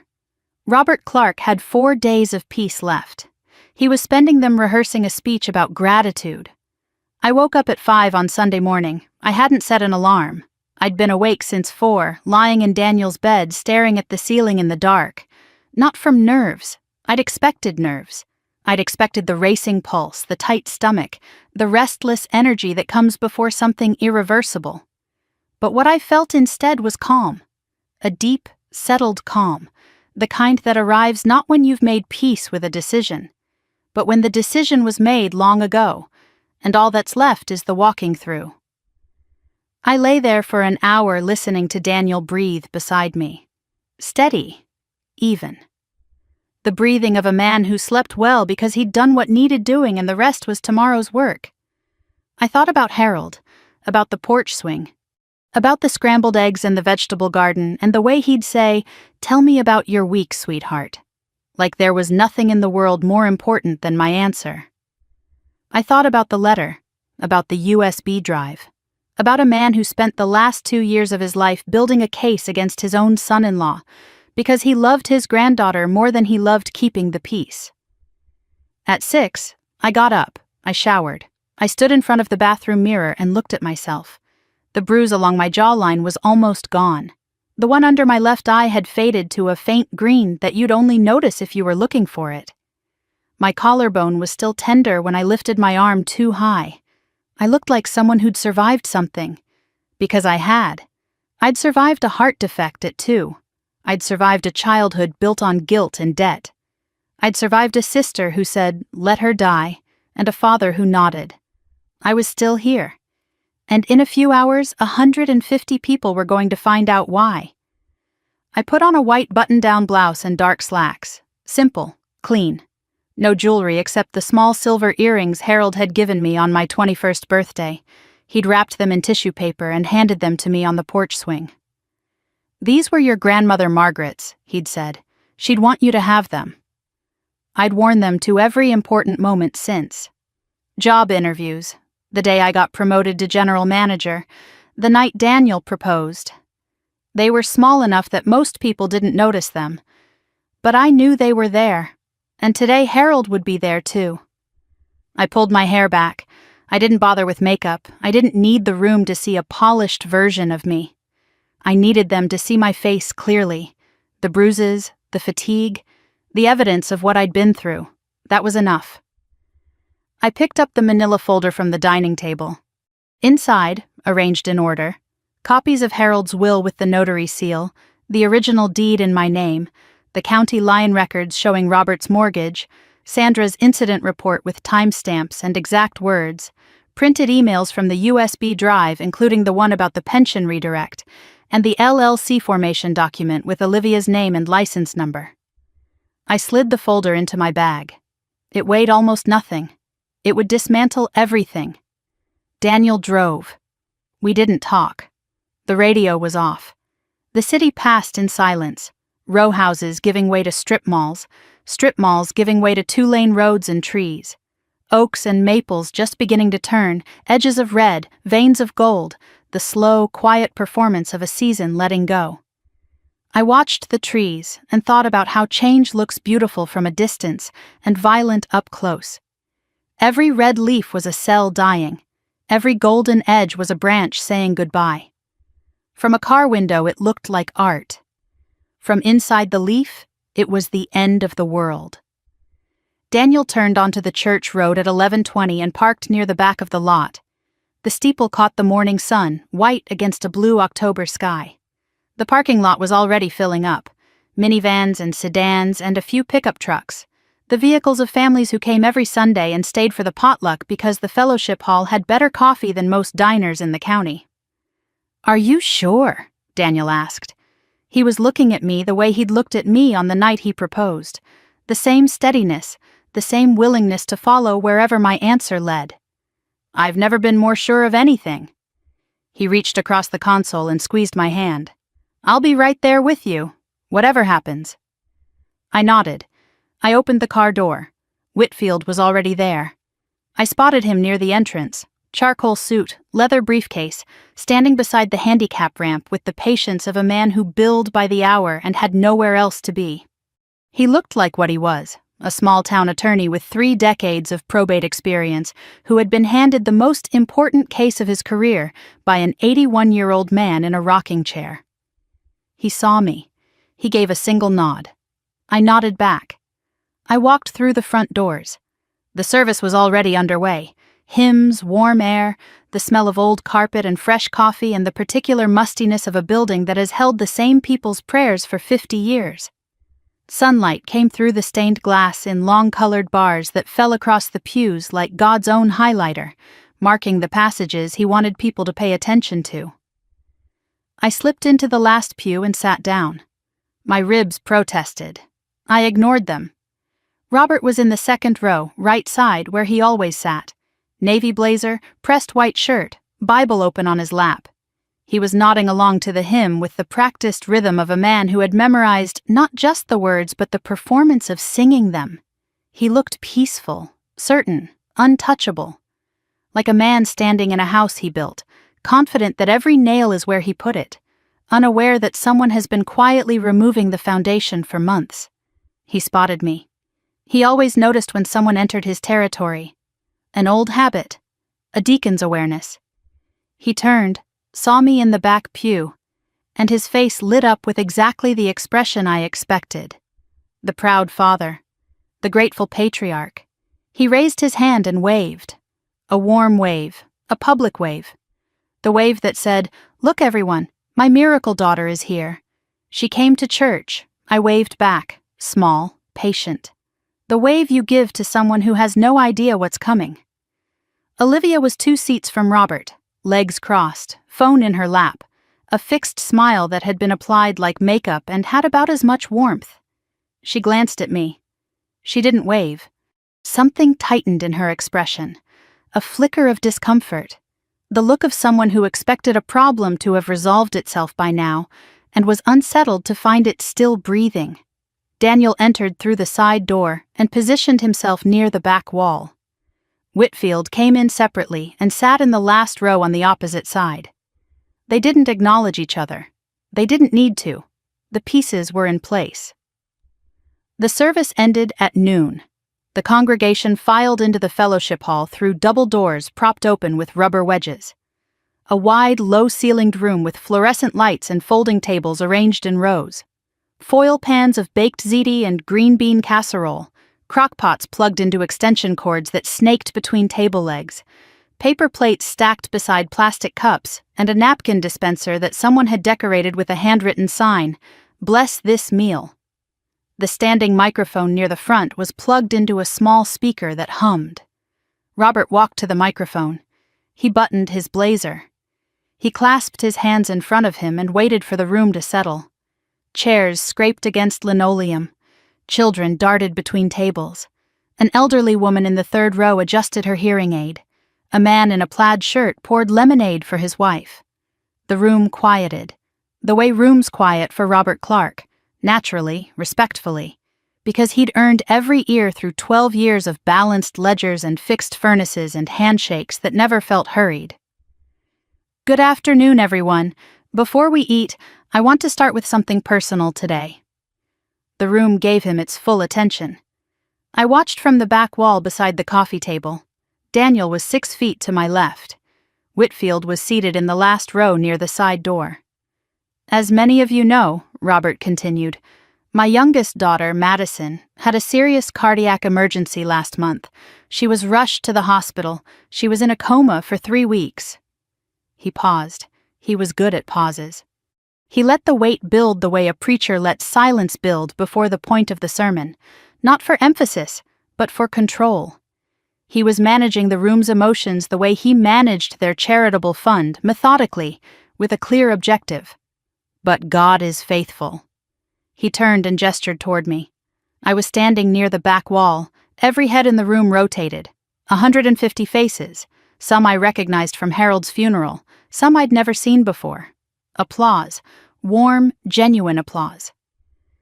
A woman in the front row pressed her hand to her heart. A man in the plaid shirt set down the lemonade pitcher and nodded with tears forming at the corners of his eyes. These people meant it. They were clapping because they were good people who believed a father had nearly lost his daughter and God had brought her back. They had no reason to think otherwise. "As a father," Robert said, his voice cracking at precisely the right moment, at the exact syllable where a crack would sound most human. "There is nothing more terrifying than almost losing your child. I sat by her bedside every night. I prayed. I begged God to bring her back to us."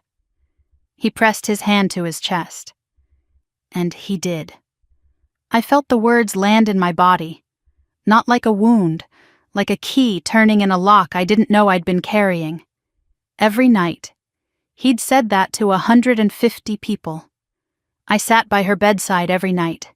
The man who signed nothing, who walked out at 9:52, who called 3 weeks later to collect a dead woman's belongings. That man was standing at a microphone with his hand on his heart telling 150 people he'd prayed by my side. He looked at me across the room. He smiled. He opened his arms slightly, the subtle, universal gesture of a father inviting his daughter into the narrative he'd written for her. The role was simple. Walk to the front, hug him, cry into his shoulder, confirm the story, be the miracle, be grateful. I smiled back. I walked toward him. The room watched with soft, expectant eyes. I could feel the warmth of 150 people who wanted this to be the moment, the tearful reunion, the father and daughter, the answered prayer. I walked all the way to the front. "Dad," I said, loud enough for the first 3 rows to hear, "can I say a few words?" Robert didn't hesitate. He couldn't. Not here. Not in front of 150 people who just heard him call me his miracle. Refusing his daughter the microphone after that speech, after the applause, after the tears, would crack the mask in real time, in front of every person who believed in him. He knew it. I knew he knew it. "Of course, sweetheart." His smile was wide, confident. He stepped to the side, hands behind his back, playing the supporting role with the ease of a man who has never doubted his ability to control any room he stands in. I wrapped my fingers around the microphone. It was warm from his grip. I didn't look at him. I looked at the room, at the folding tables and the casserole dishes and the faces. Mrs. Delgado, who brought empanadas every month. Jim Hartley, whose gutters Robert cleaned every spring. Pastor Michael standing near the punch bowl with his hands in his pockets. Ruth Calloway, who'd sung in the choir with Harold for 15 years. These were good people. They'd trusted this man. They deserved the truth. "Thank you all for your prayers," I said. "I'm truly grateful to be standing here." I paused, not for effect, because I wanted the next sentence to land in the exact place it needed to, in the silence between one heartbeat and the next, in the space where 150 people were still smiling, still warm, still believing the story they'd been told. But I need to correct something my father just said. The silence changed. It wasn't the comfortable, anticipatory silence of a church gathering anymore. It was the silence of a room that has felt the floor shift beneath it, just barely, just enough to make everyone grip the edge of their chairs without knowing why. Robert's smile faded by 1 degree. His hands came out from behind his back, and I began. My father didn't pray by my bedside. He came to the hospital once, the night of my emergency. He went to the financial counselor's office before he asked which room I was in. He asked how much the surgery would cost. When they told him over $200,000 after insurance, he did not sign the consent form. He left the hospital without authorizing the procedure. The room didn't move. 150 people were holding forks that didn't reach their mouths. A woman in the second row set down her plastic cup of lemonade with the slow, careful motion of someone who has just realized that the surface beneath her is not as stable as she thought. I kept my eyes on the room. I didn't look at Robert, not yet. But my father didn't make that decision alone. I paused. I turned slightly, not toward Olivia, toward the congregation. Toward the people who needed to hear this from the front of the room, where the truth belongs. My sister Olivia was at the hospital that night. She arrived at 9:45. She found my father in the waiting area outside the surgical wing. A charge nurse, a 12-year veteran of that hospital, was standing 12 feet away restocking a supply cart. She heard every word. My voice dropped half a register. Not for drama, because the next sentence deserved a different weight. The kind of weight that doesn't come from volume, but from stillness. My sister looked at my father and said, "Let her die. We won't pay for the surgery. Think about what that money could do for us." Someone in the middle of the hall inhaled sharply. A woman in the front row covered her mouth with both hands. Near the back, a dish hit the linoleum, a casserole lid that slipped from someone's fingers. I didn't stop. I couldn't stop. Stopping would have given Robert a gap to fill with his own version, and I was done letting him fill gaps. My father looked at my sister. He nodded. They stood up. They walked out of the hospital together. Nobody signed the surgical consent form. Nobody came back. Nobody called. Nobody checked. Robert stepped forward. His hand reached toward me, the instinctive gesture of a man who has spent 12 years managing rooms and believes he can still manage this one. "Madison, stop. You're confused. The medication, the trauma, you don't know what you're—" I didn't turn to face him. I spoke to the room. "I have the hospital's incident report, time-stamped, the nurse's written account, exact words, exact times. I'm not confused."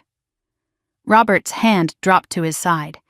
I could feel him recalculating beside me, the way a machine reprocesses when it encounters a wall where a door used to be.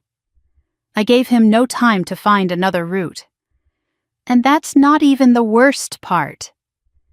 Daniel walked from the back wall to the front of the room. He didn't rush. He carried a thin folder against his side, held loosely, the way someone carries something they've been holding for 3 weeks and are finally ready to set down. He stood beside me.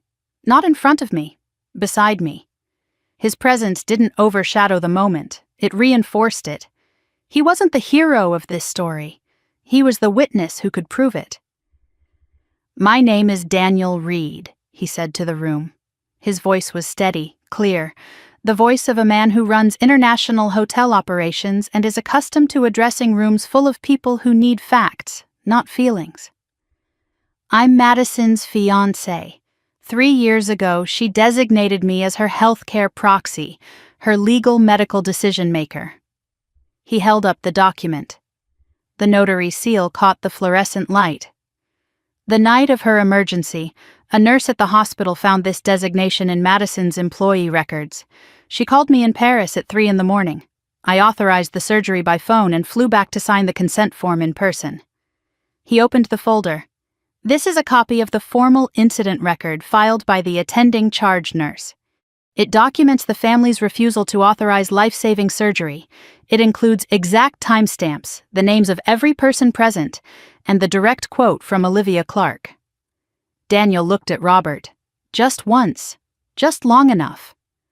Robert's face had gone the color of old newspaper, the yellowish gray of something that has been left out too long and has started to deteriorate. Daniel said one sentence to him. You left your daughter to die over a billing estimate. I flew 6,000 miles to save her. Then he stepped back. He didn't say anything else. The room heard him. The room would remember. The side door of the fellowship hall opened. Thomas Whitfield walked in. Charcoal suit, leather briefcase, silver-rimmed glasses. He didn't look around for a seat.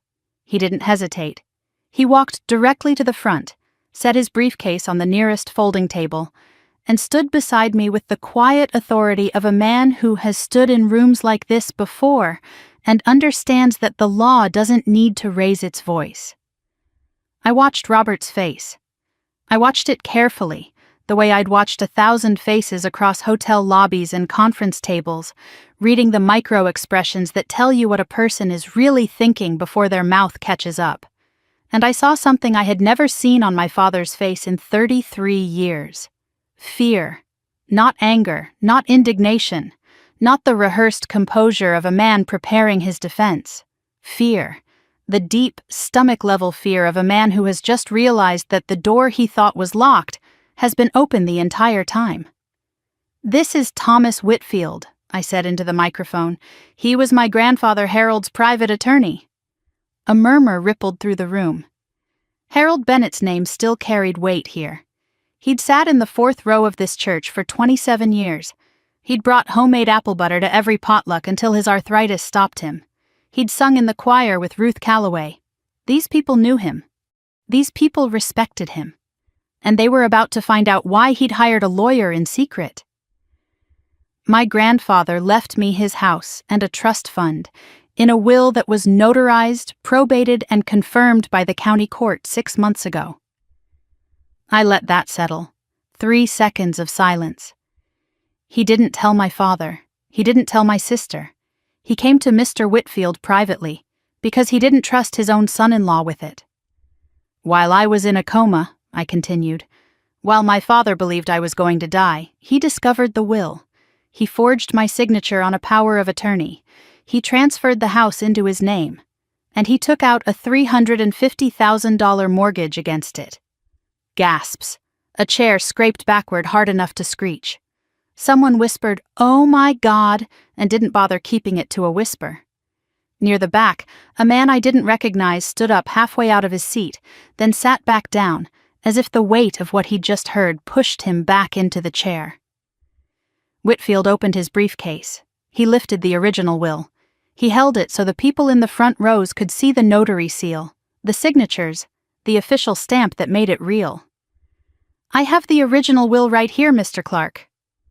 His voice was even, almost gentle. The gentleness of a man who knows that the documents in his hand are doing all the damage and his tone doesn't need to. "Your name does not appear anywhere in this document." He set it on the table. He lifted the deed.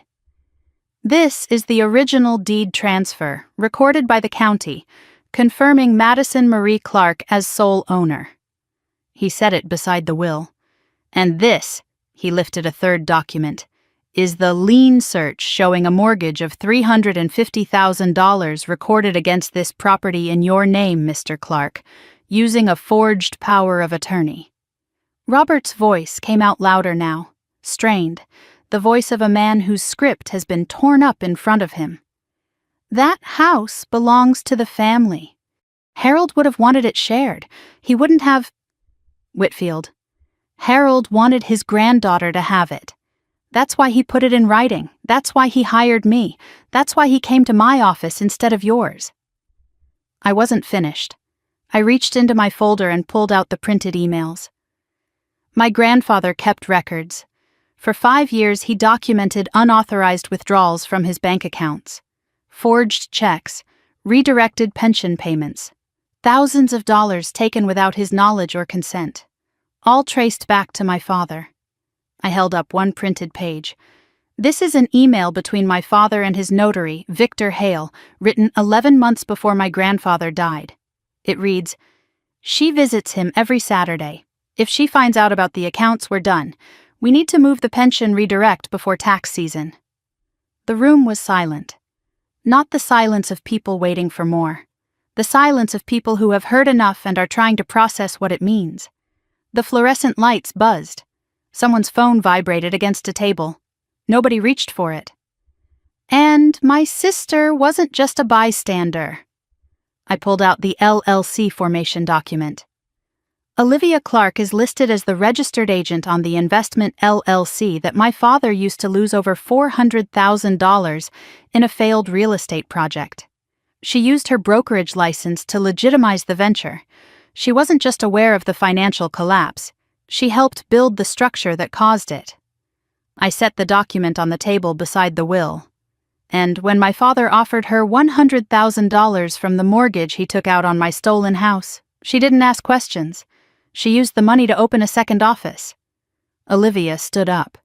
Her chair scraped the floor with a sound that cut through the silence like a blade across glass.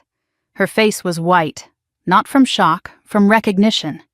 The look of someone who has just watched every layer of careful distance she'd built between herself and the truth get peeled away in front of an audience she can never unface. "Tell them, Olivia," Robert said. His voice had shifted again, desperate now, reaching.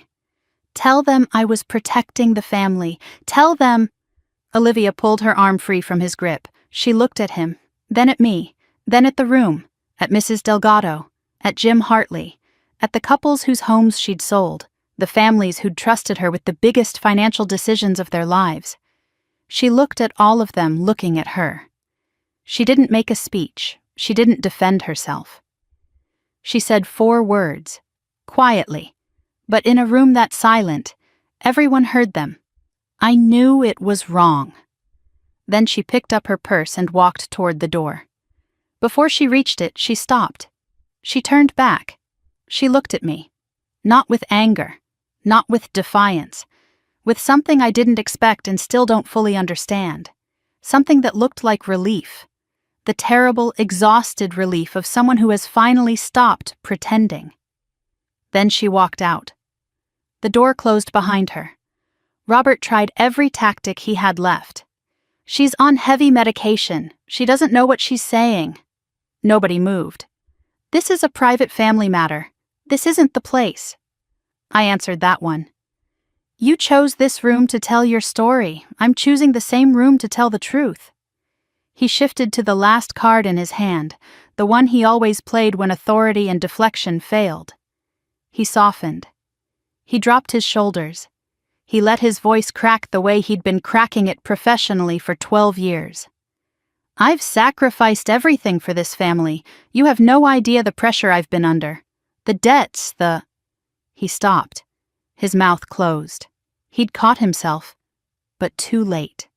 The word debts had already landed, and 150 people were turning it over in their minds, connecting it to the forged checks and the failed investment and the $350,000.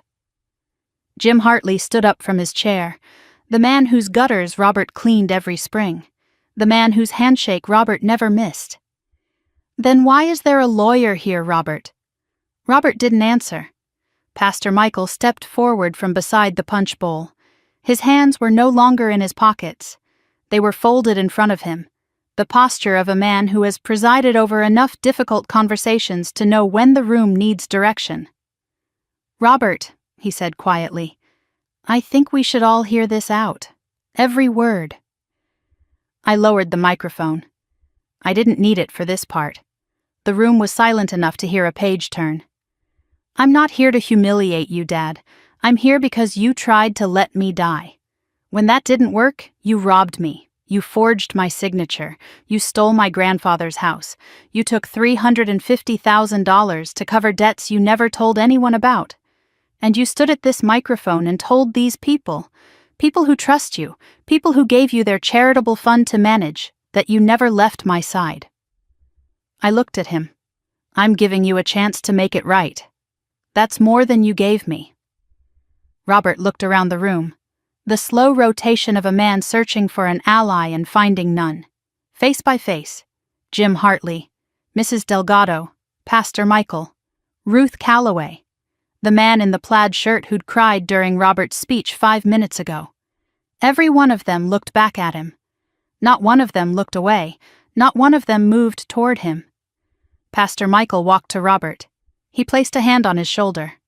Firm, not gentle. Robert, I think it's time for you to leave.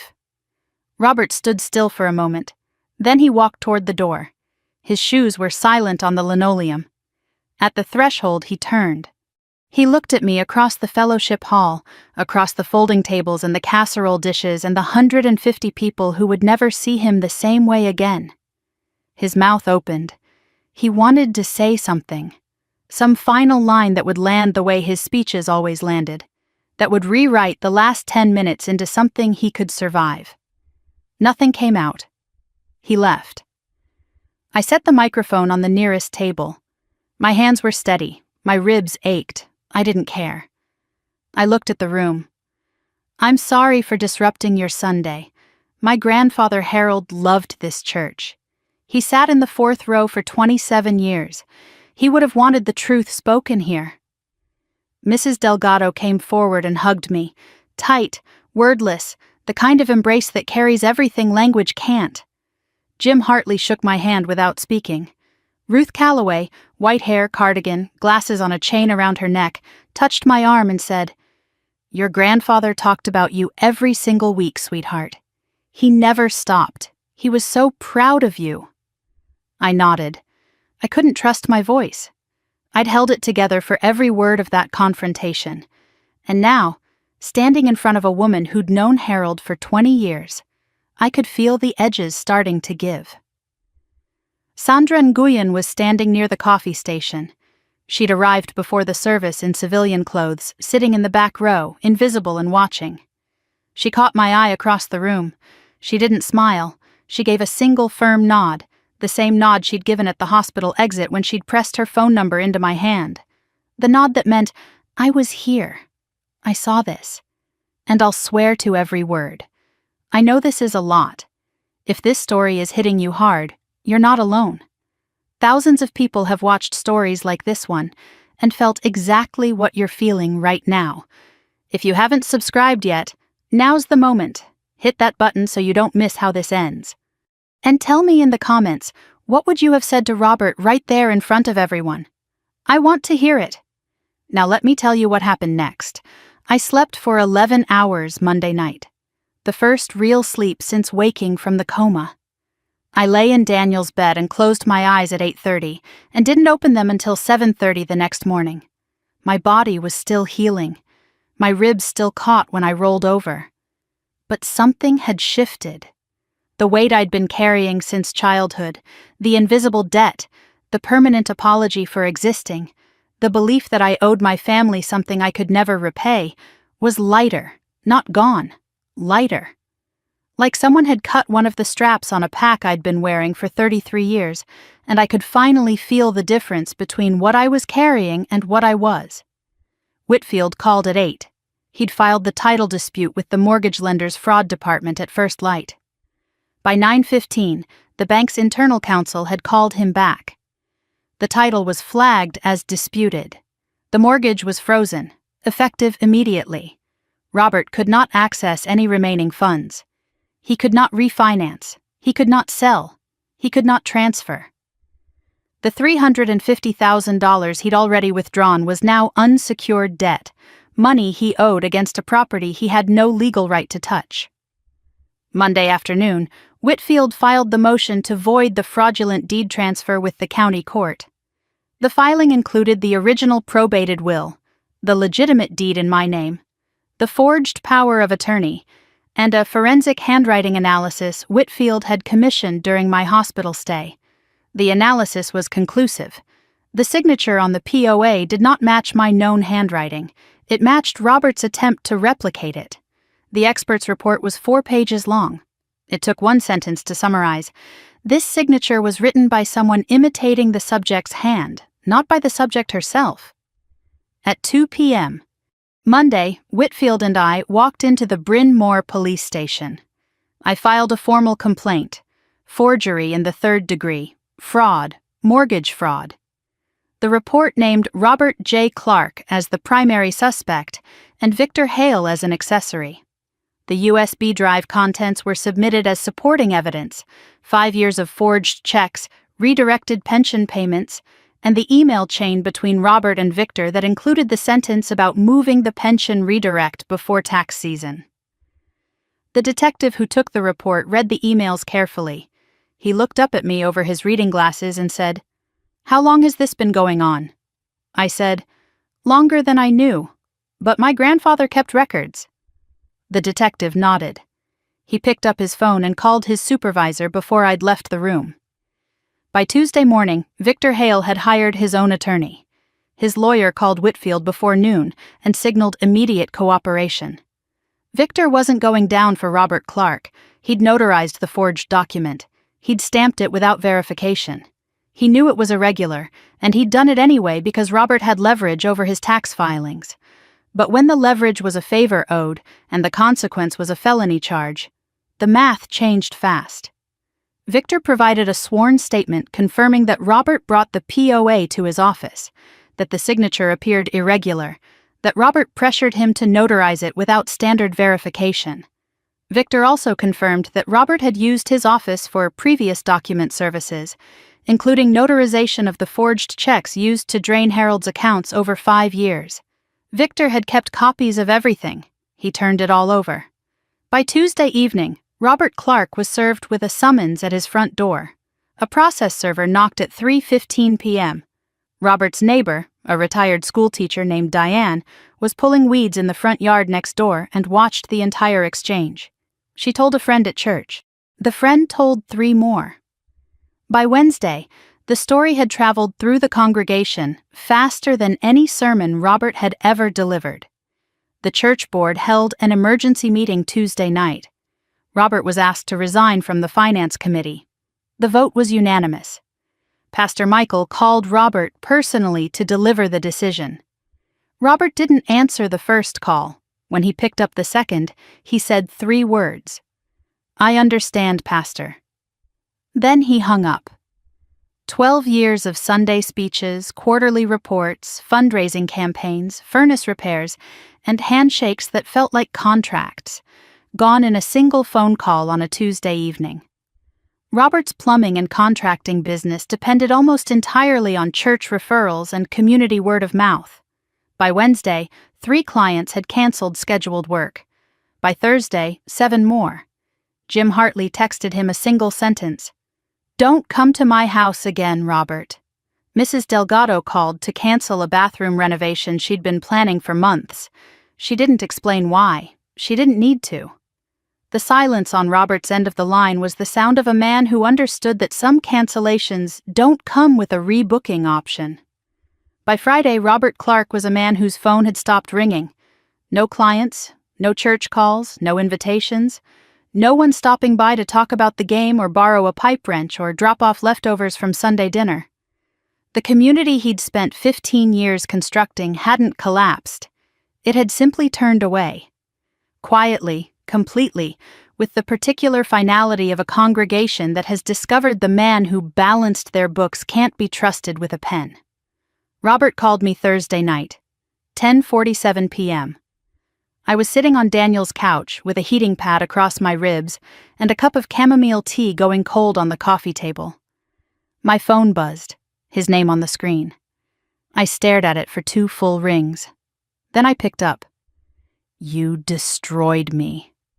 His voice was flat, not angry, not pleading, hollowed out, like a building after the wrecking ball has gone through, the walls still standing but nothing inside holding them up. I'd heard that tone before, in hotel guests who'd been caught in a lie and had exhausted every alternative. The difference was I used to feel responsible for making it better. I used to fill the silence with reassurance, with softness, with the automatic impulse to smooth things over that Robert had trained into me since I was 6 years old. I didn't feel that anymore. "No, Dad, you destroyed yourself. I just stopped covering for you." Silence. 5 seconds, 7, 10. "You could have handled this privately," he said. "You could have come to me." "I was in a coma, Dad. You could have signed a piece of paper. You could have stayed. You could have done the bare minimum a father is supposed to do. You didn't." "I was scared," he said. "Of the money, of the debt, of everything." "Of me," I finished. "You were scared of what I'd cost you. You've been scared of that since I was 2 years old." He didn't deny it. I waited. I gave him the space I used to fill with apologies and accommodation. I let the silence sit between us, like a third person in the room, taking up the space that my guilt used to occupy. "I didn't mean for it to go this far," he said finally. "It went exactly as far as you took it, Dad." He hung up. I set the phone face down on the table. Daniel looked at me from the kitchen doorway. I shook my head once. There was nothing to discuss. The conversation was over, not just that phone call, all of it. Whitfield called me Friday morning, 9 a.m. His voice had the careful precision I'd learned to associate with news he'd rehearsed before delivering. "There's one more thing, Miss Clark. I found it during a routine review of your financial records, the ones we pulled for the fraud filing." I sat down at the dining table, legal pad ready, pen in hand. "What is it?" 6 months before my cardiac emergency, Robert had changed the beneficiary on my life insurance policy. The original beneficiary was Daniel Reed. I'd listed him when we got engaged, through the same process where I'd signed the healthcare proxy, standard legal housekeeping. The new beneficiary on file was Robert J. Clark. My signature was on the change form. I had never signed it. Whitfield laid it out without editorializing. If I had died in that hospital, if Daniel hadn't been called, if the surgery hadn't been authorized, if Robert's refusal had succeeded, and the machines had stopped and the chaplain had called with a time of death, Robert would have collected on my life insurance policy. Combined with the house and the mortgage, my death would have been worth over $500,000 to the man who'd raised me. "He didn't just refuse to save you," Whitfield said. "He had a financial incentive for you not to survive." I sat at the table and stared at the legal pad. I didn't cry. I didn't gasp. I was past the point where new revelations could wound me in the ways they were supposed to. Each one since I'd woken up had peeled back another layer of the same truth, the truth I'd been circling my entire life without ever landing on it directly. My father saw me as a liability. Every decision he'd made, from the moment the surgeon's bill arrived when I was 2 years old, was designed to minimize his exposure to the cost of my existence. The life insurance wasn't a new betrayal. It was the most honest expression of the one he'd been committing for 33 years. "Add it to the police report," I said, "and send a copy to the fraud department at the insurance company." "Already done," Whitfield said. I set the pen down. I thought about Harold's letter. "Don't let anyone take what belongs to you, not your sister, not your mother's silence, and especially not your father." Harold had warned me. He'd warned me about everything. He'd spent 2 years building a wall of documents and legal protections around me because he knew, with the certainty of a man who'd watched for decades, what Robert was capable of. But even Harold, with all his meticulous planning, might not have imagined this. That his son-in-law would restructure his granddaughter's death into a revenue stream 6 months before it almost happened. Olivia called Saturday afternoon. I was sitting on Daniel's couch pretending to read a book I hadn't absorbed a single page of. My phone buzzed. Her name. I stared at it for 3 full rings. I picked up. She'd been crying. Not the controlled, strategic crying I'd witnessed at family dinners when Olivia wanted our father's attention or our mother's sympathy. This was different. Messy, unstructured, the sound of composure cracking all the way through to the foundation. "I need to say something," she said. "Then say it." I said it. I said, "Let her die." I was in that waiting room. I looked at Dad and I said those words.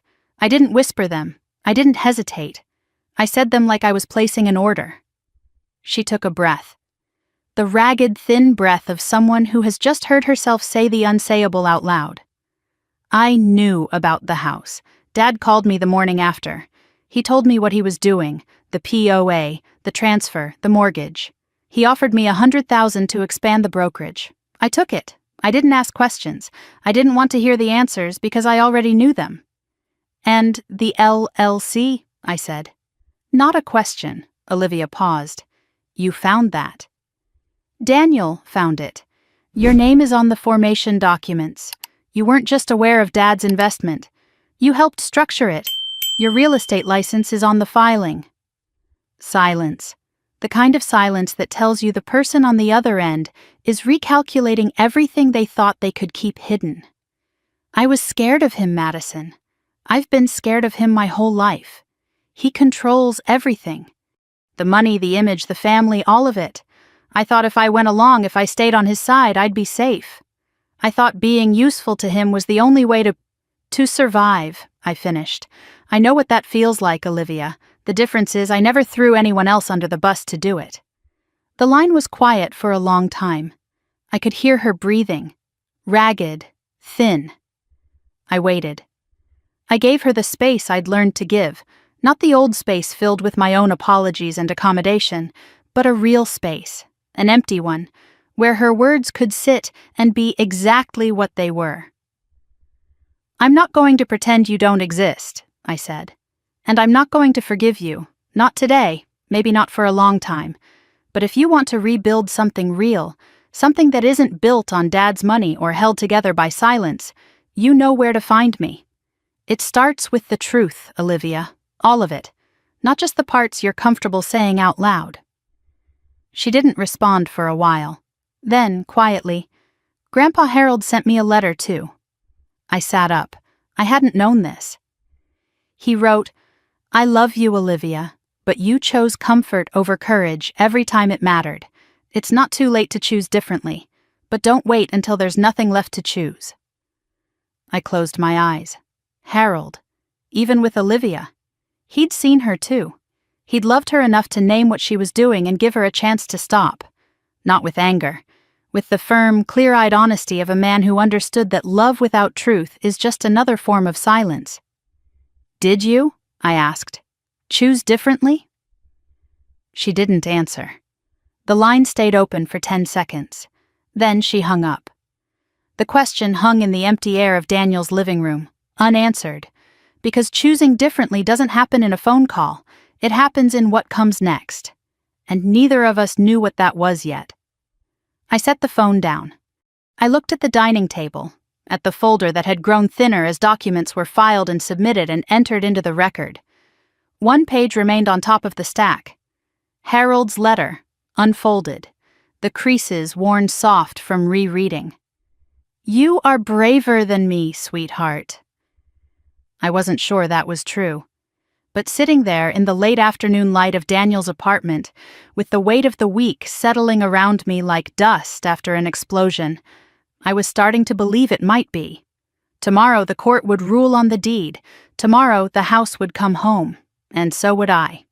Whitfield called at 10:12 on a Wednesday morning. I was sitting at Daniel's kitchen table with a cup of coffee that had gone lukewarm in my hands. The legal pad was still there, the one I'd been writing on since the hospital bed. Pages of notes, names, dates, dollar amounts, most of them crossed out now, filed, submitted, entered into record. The pad was almost empty, one clean page left. My phone rang. I picked up on the first ring. The court voided the deed transfer this morning. His voice was the same measured tone he'd used since the first call from my hospital bed. Calm. Professional. But there was something underneath it now. something that sounded like the quiet satisfaction of a man who has spent months building a bridge and has just watched the first car drive across it. The ruling was straightforward. The forged power of attorney was rejected on the basis of the forensic handwriting analysis and the absence of any corresponding authorization in our records. The original probated deed stands. The property is back in your name, Miss Clark, effective immediately. I closed my eyes. I didn't speak for a moment. I listened to the apartment, the refrigerator humming. Traffic 14 floors below, muffled and distant, the sound of a city that doesn't stop for anyone's verdict. Daniel's footsteps pausing in the hallway because he'd heard the phone ring and was standing there, waiting the way he'd been waiting for weeks, patient and still and ready for whatever came next. "Thank you, Mr. Whitfield." He was quiet for a beat. Then, "Don't thank me. Thank your grandfather. He built this case 2 years before you ever needed it. Every document, every backup, every contingency. He constructed it like a man who knew exactly what was coming and wanted to make sure you had everything you needed to stand up when the time arrived."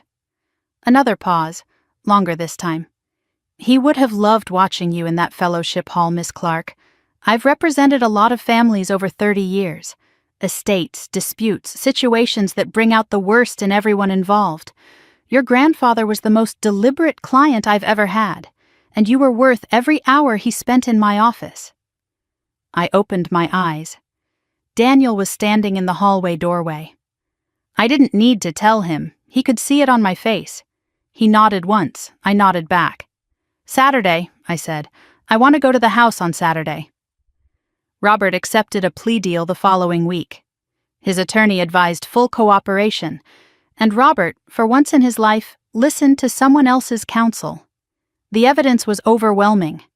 Victor Hale's sworn testimony, the USB drive, the forged power of attorney with the forensic analysis attached, the bank records, Sandra's incident report, the email chain discussing Harold's accounts and the exit strategy.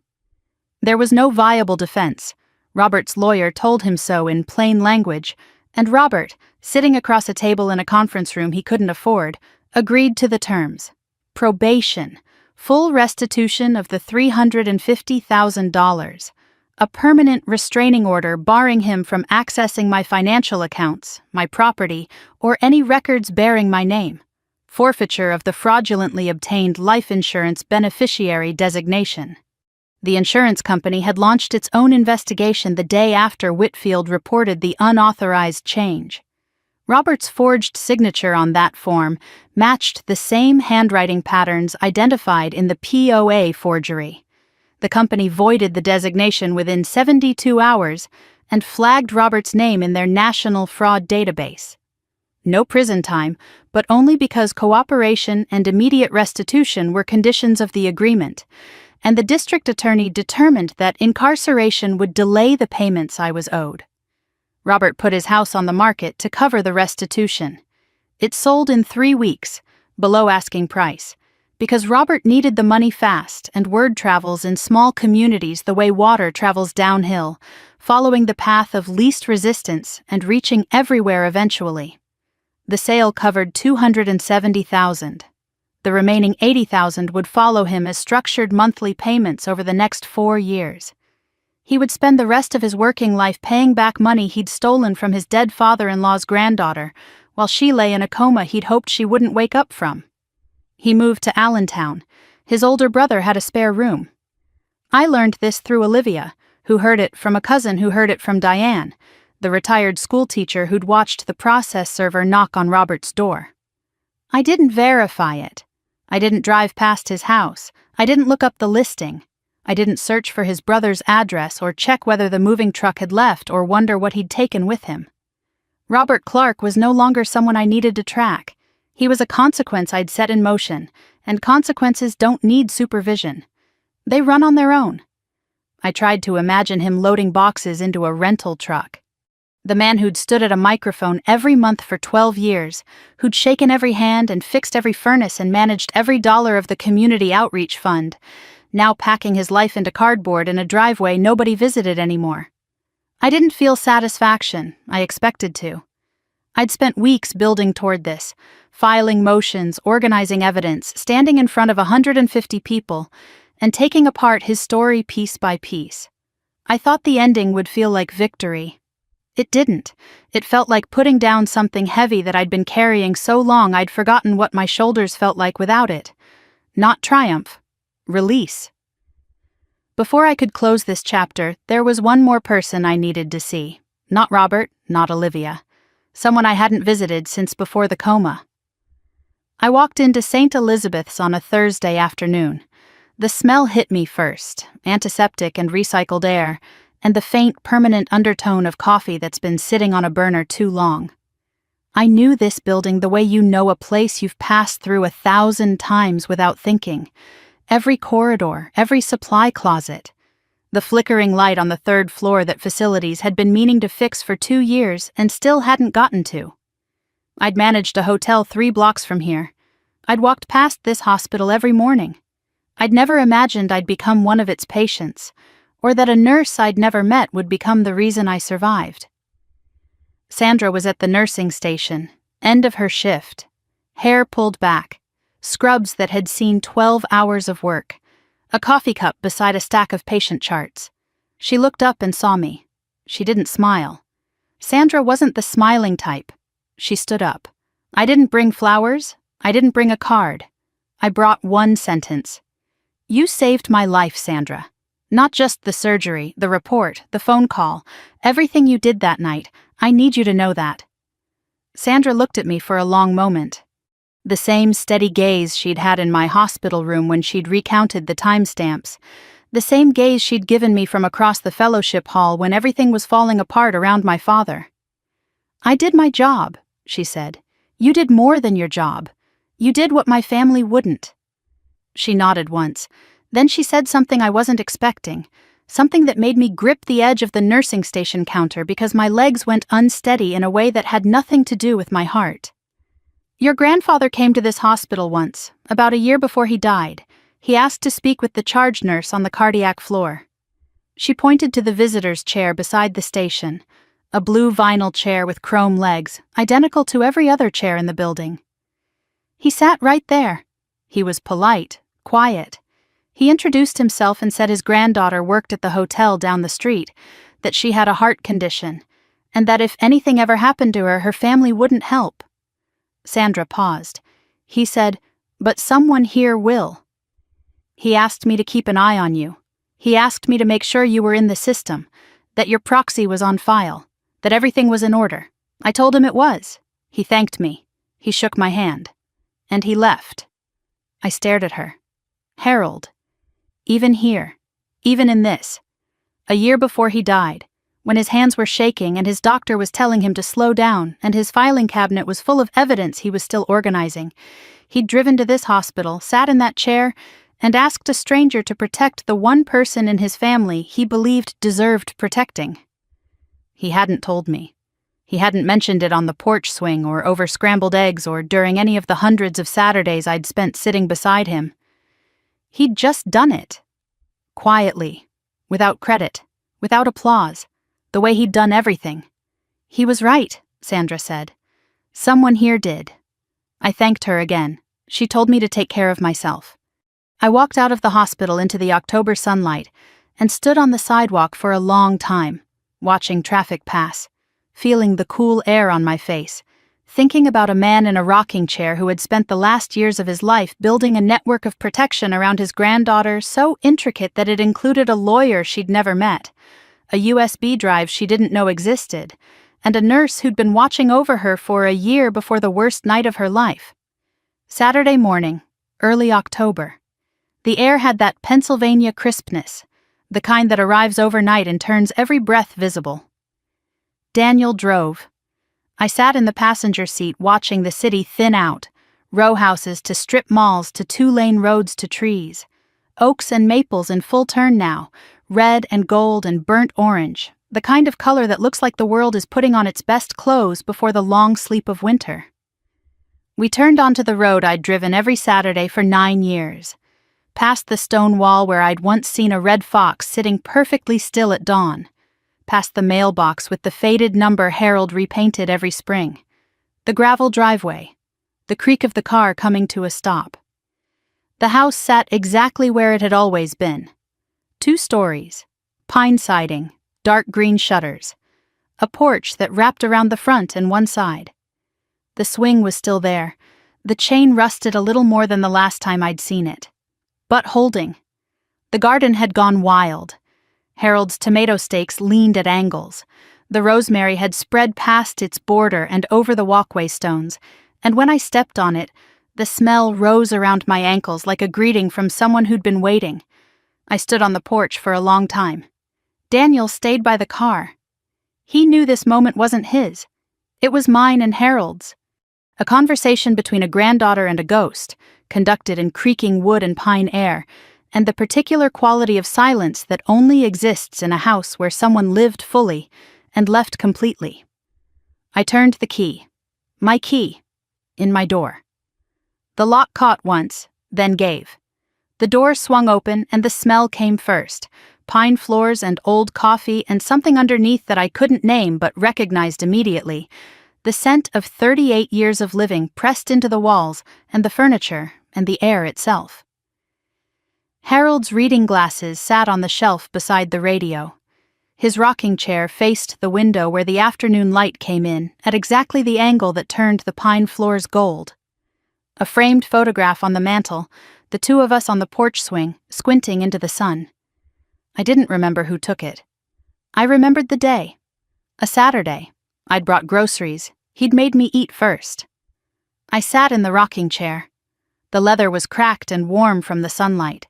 The armrests were worn smooth from decades of his hands. The chair creaked once, twice, then settled into a rhythm I'd heard 1,000 times, the slow, steady back and forth that sounded like breathing. I didn't turn on the television. I didn't check my phone. I sat in the chair and looked at the room. At the walls I'd traced my fingers along as a child. At the kitchen where Harold made eggs every Saturday, whether I was hungry or not. At the window where the light came through and made everything look the way memory feels, warm and golden and slightly out of focus. For the first time in my life, I was sitting in a house that was mine. Not because I'd earned someone's approval, not because I'd paid a debt that was never real, because someone had loved me enough to anticipate the worst and build something the worst couldn't reach. I used to believe that being a good daughter meant absorbing whatever my family threw at me. Every insult, every guilt trip. Every time my father calculated my cost and found the number too high. I took it all in. I said thank you. I said I'm sorry. I said nothing when saying something might have saved me years of silence and self-erasure, because I thought that's what love required. Quiet acceptance, permanent gratitude, the steady, uncomplaining absorption of someone else's resentment as the price of being alive. I was wrong. Setting a boundary isn't revenge. It's survival.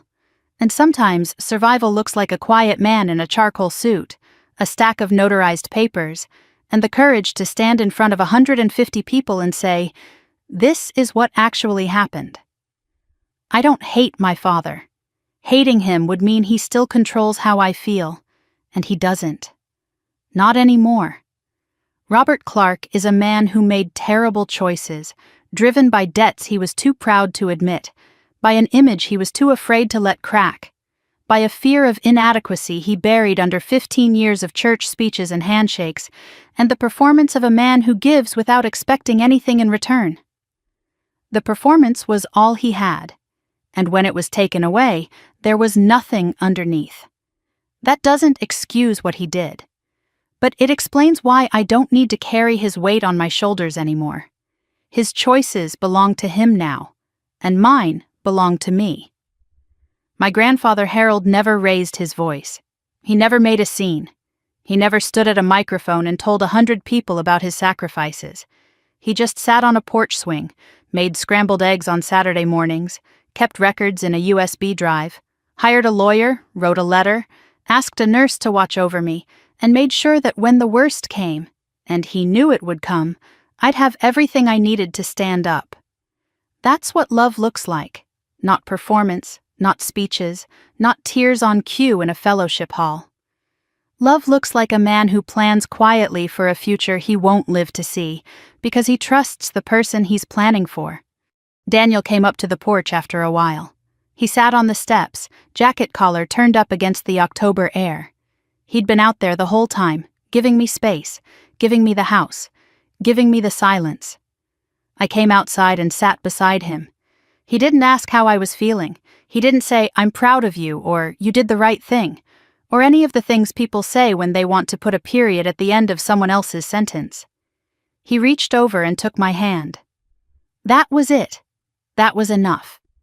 This was a man who'd flown from Paris, slept in a hospital chair for 3 weeks, stood in front of a congregation and told them the truth, backed up a USB drive to 2 cloud accounts because he understood that evidence is love in document form, and was now sitting on a porch step in the cold, holding my hand, because that's where he belonged. He looked at the garden. Harold's rosemary is taking over the whole walkway.